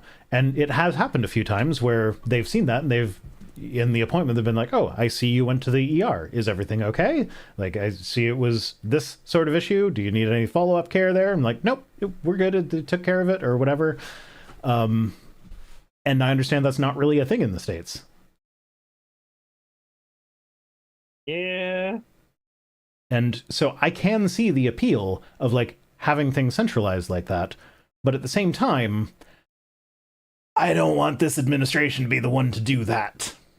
Yeah, when this admin is going, hey, we just need to make a list of all the autistic people. We want to know where all the disabled people are, because they will never pay taxes. I mean, write poetry. Nah, he said right. He said never pay taxes, and also they'll never go out on a date. They'll never be able to use the toilets. And I'm just sitting there like... Well, to be fair, the never use the toilet thing was qualified with some of them. All the rest of them seem to be applied to all of them. And I'm just sitting there going, man, I'm fairly certain that I went out on a date with my partner like a couple days ago, and she's autistic, so I don't know what you're talking about. As far as taxes, I know she's had to pay those too. And they sucked because we have to pay double taxes as content creators, which is stupid, but it is how things are in the States. I don't know if they're the same in Canada. I don't know about double taxes, but I do pay a lot more taxes than I did. Well, it's not necessarily that I pay more taxes than I did before. It's that I have to pay it myself. It doesn't just get taken off my paycheck. Oh, no, we actually get an extra tax that is called the, like, for Georgia State, it was called the self-employment tax. You just have to pay an extra bit. So for me, like, my self-employment tax was $850, and this year only they cut the self-employment tax in half as like a temporary thing, and I don't know why. I'm happy that it cost me less in taxes, but why the fuck do I have to pay more for not working for an abusive employer? Like, oh, really? Apparently, since then, he has clarified that he's referencing full-blown autism. Like, come on. Like, no, he doesn't get to move the goalposts. Yeah, but even if he could the guy that's in charge of the Department of Health and Human Services not at least look up the language to use when talking about autistic people? No, we're talking... Sorry, I have to say it as if I'm the RFK from the Meat Canyon video. No, we're talking about full-blown autism. Sorry, I think it is perfectly fine to make fun of the way he fucking speaks because of the words he fucking says. I don't disagree, but at the same time, I don't want to hear, like, I can't listen to his voice. He actually triggers my misophonia, and you were getting close to it. So, like, nope, just stop. Apologies that I was being that accurate. Yeah, Jassa says, the fuck does that mean? I have an ASD diagnosis. How is that not full-blown? Yeah, he doesn't know what he's talking about. The dude still Stop says full-blown autism is almost exactly a Nazi talking point. Mm-hmm. Zero Life King says his voice is a hate crime. Yeah. Brandon says, I'm the guy asking for higher taxes at political events. The thing is that higher taxes don't solve anything if they are implemented incorrectly. And the problem is we would very likely implement higher taxes for people at the lowest tax brackets, and then people at the highest tax brackets would still not fucking pay what they're supposed to pay. What would be more likely to happen, in my opinion, is that they would implement a higher tax for people in the higher tax brackets, but there'd be enough loopholes that they effectively wouldn't pay it, and it would actually be like a general hike that applies to everybody, but the rich people can afford to hire the accountants that can get them all the tax loopholes. Get them away from that. Yeah, it's... Yeah. Okay. Oh, I forgot to crop this one. Oh, what is this one? Nancy Mace. Did you see this video? No, I did not. So she says, some unhinged lunatic, a man wearing Daisy Dukes. Those aren't Daisy Dukes. Those are just shorts. Like, they are on the short side, but it's hardly Daisy Dukes. Daisy Dukes at a makeup store got in my face today. Dems are nuts, so I went off and I won't be backing down. I hold the line 24 hours a day, 7 days a week, 365 days a year. Try me. So what happened, if you watch the video, this guy walked up to her in the store and asked her if she's going to have a town hall. And then she blew her fucking top at him, started telling him to stay away from her, like, get out of my face. I had lots of town halls last time. She was swearing at him. And he's just like, I just asked you if you were going to have a town hall, man. Why the reaction? And she just kept going off on him. And eventually she's like, oh, and by the way, I voted for gay marriage twice. To which his response was, what does that have anything to do with this? So she's like, she just saw him. He had a bit of an effeminate character to him, plus the shorts. And she assumes that therefore he's gay. Therefore, he should appreciate that she voted for gay marriage twice. What if he's just a huggable bear twink that has a butch wife? Yeah, maybe. I don't know his fucking relationship dynamic. Neither do I. I don't know. Like, yeah, he did have the vibes that you would expect of a gay person, but, like, that doesn't necessarily mean they are. And also, like, who cares? His question had nothing to do with gay rights. It was, when are you holding a town hall? Or are you going to be holding a town hall? Also, remember, marriage. If I remember correctly, Nancy Mace is also the person that, like, when the guy from the foster home place, like, shook her hand and asked her if she's going to protect the trans kids that are in the foster care system, her response to that was to go, ow, my arm, you shook my hand too hard, I'm suing you. And that got tossed out of court because it was on video and he very clearly just shook her hand normally. So she is an attention whore. She wants to be on the stage, and I guess we are kind of enabling that here, but like she wants people to pay attention to her, and so she will find any way to play the victim. And like, she repeatedly told him to get out of her face. The distance he is from her in this picture right now, that's about as close as he ever got. Get out of my face, ma'am. I am maintaining 6 feet of distance. Yeah, like I am social distance to a point where, like, we could be having this discussion during the COVID times. But Jesus. Yeah, that's all up in your face, I guess. Stop says, the term is not bear twink, Cirrus, it's otter. How many times do I have to tell you? I'm sorry to utterly disappoint you. You ought to be ashamed of yourself. I otter. It's unbearable. Twinkle, twinkle, little star. I hope my humor and general disposition continues to give you a twinkle in your eye. Okay, so Mac posted this. It says, when you're finally invested in a show, then two guys start kissing out of nowhere. Is it really out of nowhere? I'm just like, I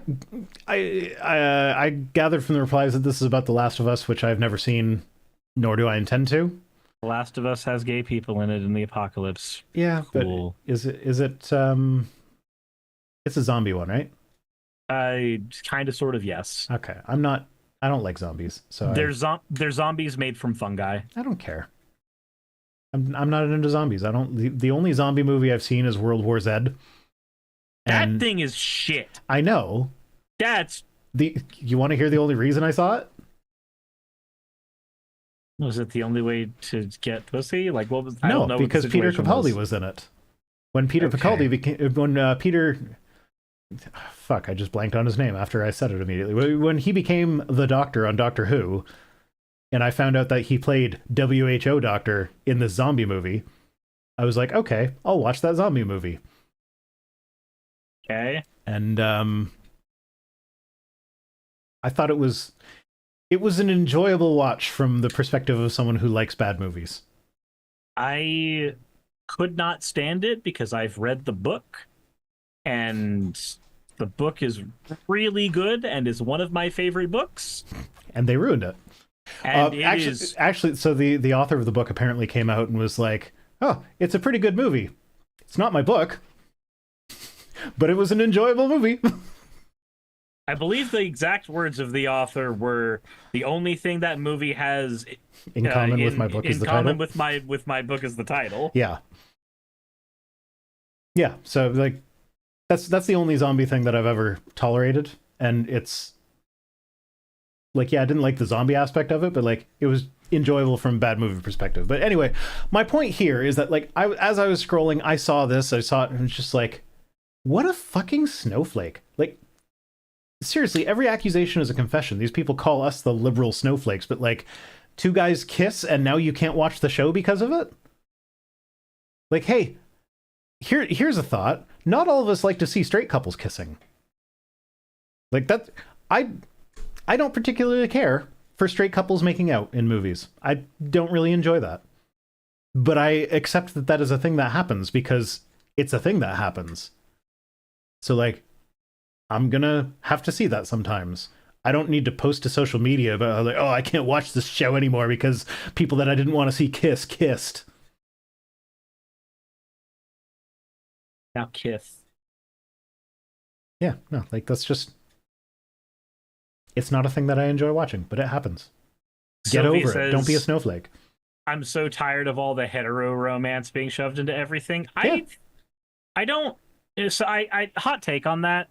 I hate that opinion as much as I hate the I'm so tired of all the gay romance shoved into things. It feels like it comes from the same place. So I do like there are so many examples of shows where they added a will they won't they subplot purely because there was no other romantic plot and they felt like they had to. Mm-hmm. And I feel like that takes away from the show in general. Understandable. But I'm not like against there being romance on principle. It's just I would like it to make sense in the context of the show. Not just be because oh, this is leading man and this is leading woman, so of course they end up together. Like, no, you need to have a better reason than that. Yeah, so many people are mentioning Shaun of the Dead. No, I've never seen Shaun of the Dead. I am aware of Shaun of the Dead. I know it's a comedy, but I also feel like, and I know this is probably not the case, but I feel like in order to fully enjoy that, you probably have to see Dawn of the Dead, and I have no desire to see that. No, so I've just they are nothing alike. It is just a name pun. So Dawn of the Dead is actually my favorite zombie movie of all time, the original, not the remake. So like I like Shaun of the Dead. There is zero to do between those two things. Okay. Maybe I will watch Shaun of the Dead at some point then. Yeah, Shaun of the Dead's great. Shaun of the Dead is a wonderful flick, and it's satire but not parody. Like, it's satire of the genre, but it's not parody of any particular one movie. Oh, so will the fact that I don't watch anything in the genre take away from my experience there? No, because you know enough about the zombie genre to know you don't like it. You have all the information Simon Pegg you is need. Hilarious in everything he does. He's had serious roles, hasn't he? Mr. Gibble says, if you want good zombie comedy, Shaun of the Dead is good. It is good. I can also recommend, if you like Star Wars, the book Red Harvest or the book Death Troopers, because zombie apocalypses are canon to the Star Wars universe. They happen, and they're very, very dangerous. So when you said Red Harvest after Star Wars, my mind immediately went to that movie that what's-his-face made, that like he wanted to make a Star Wars movie and they turned him down, so he just made his own movie. That was a Star Wars knockoff. Zack Snyder. What was that movie? I have no idea. It's the one, they, like, half the movie is about harvesting wheat. Don't think I know. Rebel something? Rebel Moon. Rebel Moon. Maybe? That might be it. Possibly. I'm looking it up. Rebel Moon? Yes. I guess it is Rebel Moon. That's the one. Yeah. I think they made 2 parts of that. I'm not sure if they're making the 3rd because nobody liked the first 2. What? Simon Pegg was in one of the early Doctor Who episodes? Why didn't I know that? I've seen all of those. Like when you say 05, that's Chris Eccleston, right? Who'd he play there? Oh, right. Well, oh, yeah. He's the boss guy on the satellite thing. The editor. Yes, the news editor. Okay. Yeah. I got it. Yeah, Simon Pegg is good. I like Simon Pegg. Zero Life King says, I assume they're chemical zombies and not mystical undead in the Dude, you have a computer with Google. Why Yeah, would but I it's way Google it more- when I can chat GPT it? It's way more fun to have people to talk to than Googling everything, I promise you. Like you have life Yeah, you know is how way boring more the fun stream when you would be if discuss things. every time I forgot something I turned to Google? Yeah. It'd just be a whole stream of just me typing into Google. Anyway, Elon Musk says low birth rates will end civilization. And he's retweeting Mario Naufal, who says fertility decline has hit all 50 states, new lows nationwide, blah, blah, blah, whatever. But we don't have low population. We don't have the natural end thing that the low birth rates are supposed to be something you're afraid of because it drives me nuts that, like, the people who are the most vocal supporters of Trump deporting as many people as possible, doing mass deportations, are then turning around and being like, we need to keep our population up. You're like, you know what keeps population up? Immigration, motherfucker. It does. Also, I have to be right back for 2 seconds. One Mississippi, two Mississippi. Son of a fuck. Son of a fuck. Aren't we all? We are all sons of fuck. Don't call us GPT. We're far more accurate and entertaining. Yes. Yes, Jassa, I know about white people, but, like, it's still fucking stupid to me. Immigration is... Oh, yeah, I guess daughters of fuck, too. I was using sons gender neutrally. You know, it's like when you say boy with the B-O-I, I at the end instead of Y, and that can be anyone. We are all children of the fuck. It's like Children of the Corn, but more fun. God. Oh,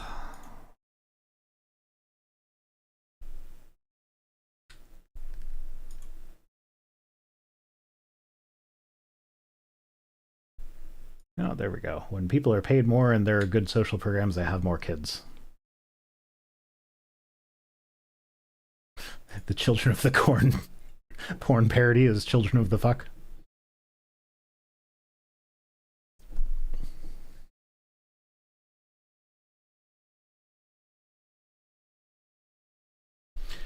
Yeah, so my parents had only daughters, and if my dad wanted a son, he won't admit it. Like, I'm 99% certain you couldn't waterboard that out of him.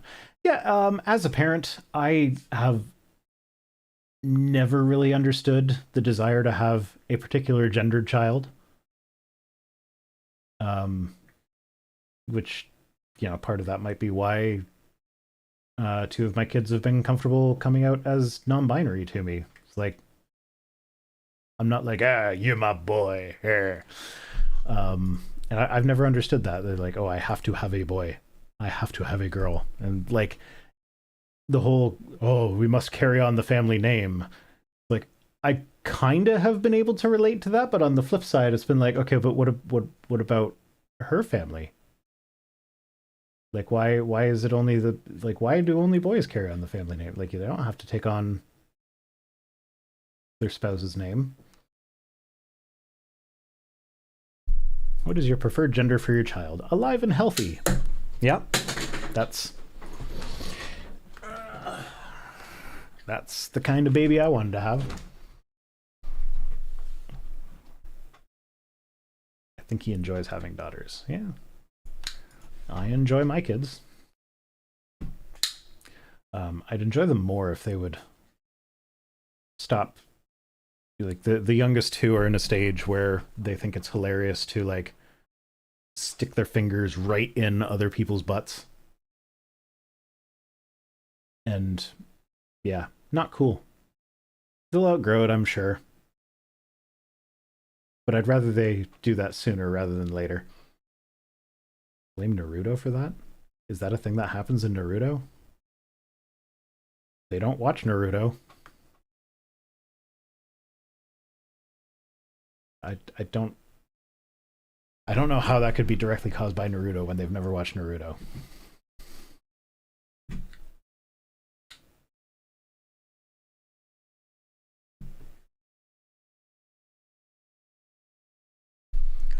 their school friends might. Maybe, but I'm gonna be real here. They're probably the ones that are spreading the bad behaviors through the school, as opposed to learning it at school. If I'm honest.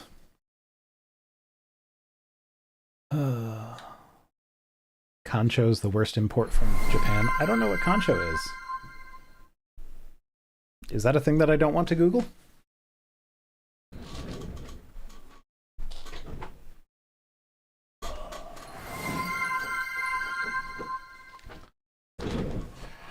Sorry, Axo, I'm out of water.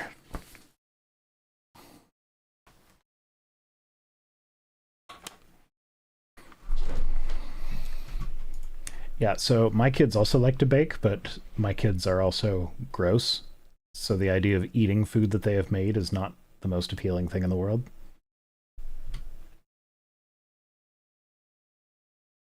Cirrus leaves, his avatar looks like a powered down robot. Indeed. Okay, what am I supposed to Google now? Concho?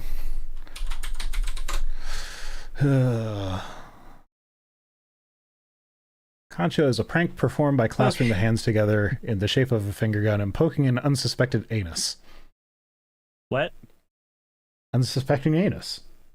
I really was unsuspecting of this anus. My chat is having me Google concho. I don't know what that is. Oh, well, Google it.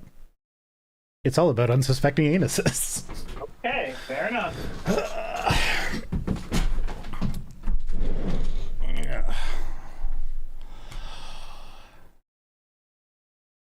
Okay, did we talk about this tweet? Yes, we did. Okay, we can move on then. Low birth rate. Yeah, no, we talked about that at the beginning of the stream. Wendell says, Yay! If a non-believer asked you to share one verse from the Bible, which verse would you share with them? No, not Exodus. Ezekiel 23:20. Yep. Ezekiel 23:20.